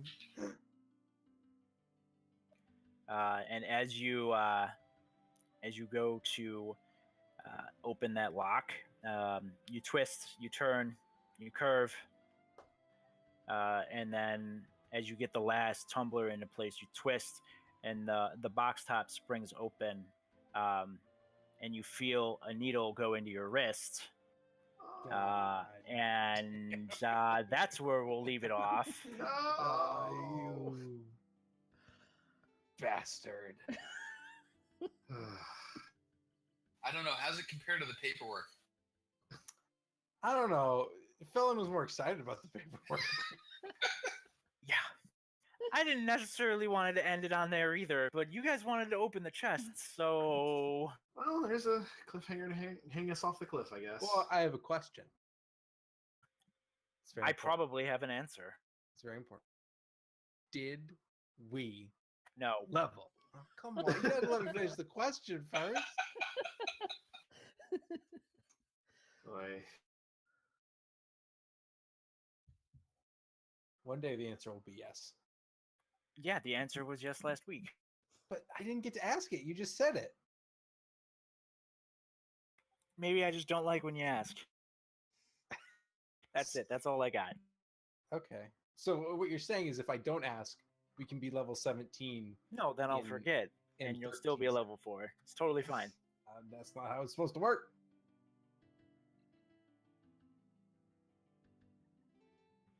Gasp.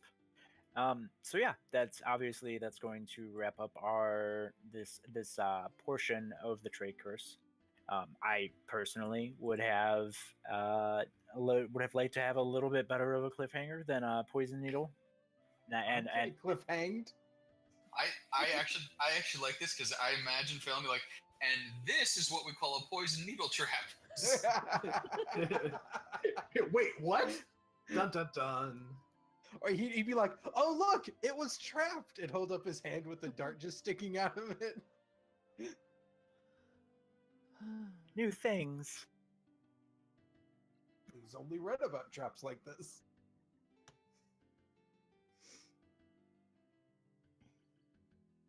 So what are you implying what I think you're implying, sir? That we better hope we can open that smelly but good stuff quick. Well, no, he said that brought us to the end of this chapter of the trade curse. Ooh. Does that mean I have to finalize my character for Curse of Strahd? That sounds like what it might mean. That sounds like the implication. Is your character going to be saying sentences like that? Sentences like what? Well, that certainly seems to be the implication. Yes, but in like a really kind of whiny, obnoxious tone all the time. That's going to be awesome. Yeah, it's going to be so much fun for everybody involved. What do you play? A paladin, a half-orc paladin. Well, He's just really, really bitey and obnoxious. And this Were-Tiger I got it. librarian just wiped my party. That was also a weird sentence. Yeah, it was, yeah. Wait, does that, like, a were-tiger? Yeah, who is also a librarian. Well, so, like, if Cloud became a librarian, would he be a were-tiger librarian? No, I'd be a tabaxi librarian. But he's, like, a cat person. But it's not a were-tiger. I can't turn into a human. And I'm Fair also not tigery. I think we can find the pretty- razors for that.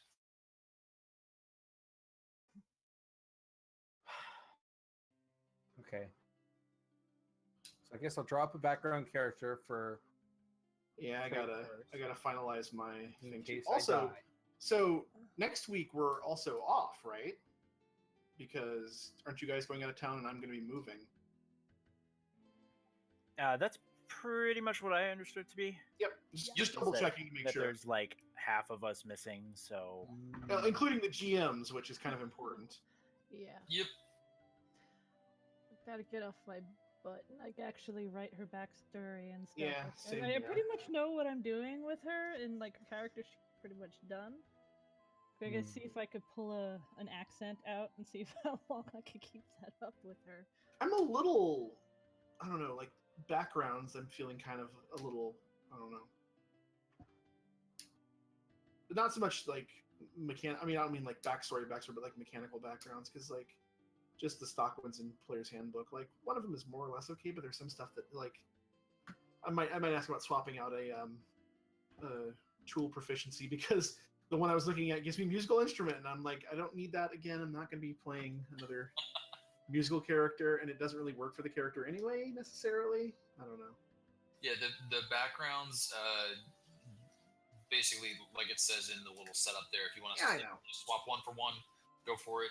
I mean, obviously, I want to clear it with you, but. Yep. All right. Yeah, I mean, just shoot that one over to me. All right. Certain ones might be a little hard to swap, like if you say, hey, I want to change musical instrument for like thieves' tools. Yeah, no. That might need a little more explanation. It was probably going to be herbalism kit, but. Oh yeah. Okay. I actually kind of got a bunch of her backstory out of like her tools, so the tools that like is granted for being a dwarf and for being a rogue, because she gets like proficiency in like brewing, so that's where she's gonna come from. So, like obviously I can't see like brewing like lab or kit or whatever, something that somebody could actually carry around with them, but yeah, that's a little much. But it added to her backstory, if anything. If they happen upon a still, she'll be like, hey, I can make us some shit. Cool. But Actually, real quick question as you guys are starting to talk about the backstories and such.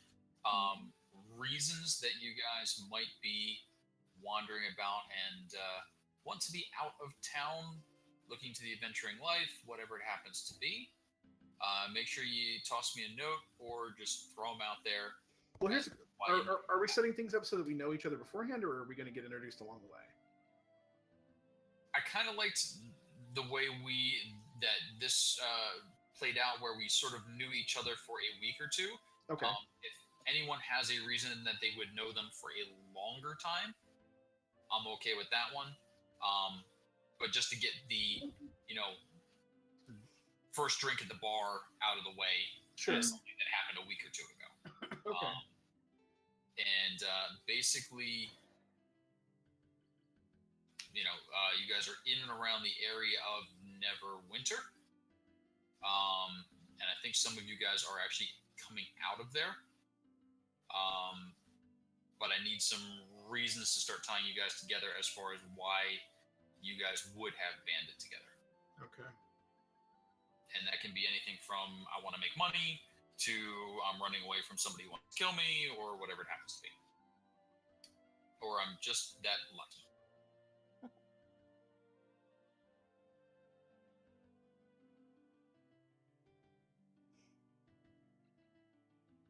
well, my dwarf is coming out of Luskin, so she'd have headed down the Sword Coast and could have picked somebody up along the way. I haven't chosen like a place to be from yet. I should do that. I've got like his basic backstory set up. I just don't have like a physical location picked out. Coming from a long ways away. Where's you coming from? I have to pull sheet. But I thought you said yours was actually from Neverwinter. That's what I'll end up being.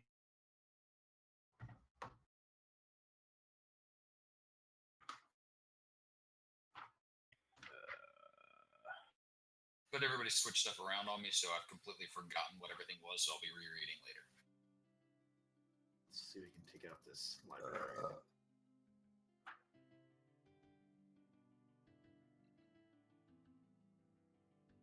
Oh.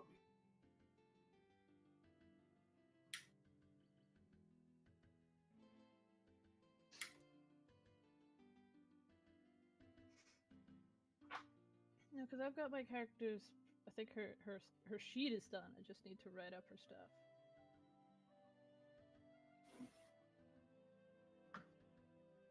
You And said the sheet plus is- one?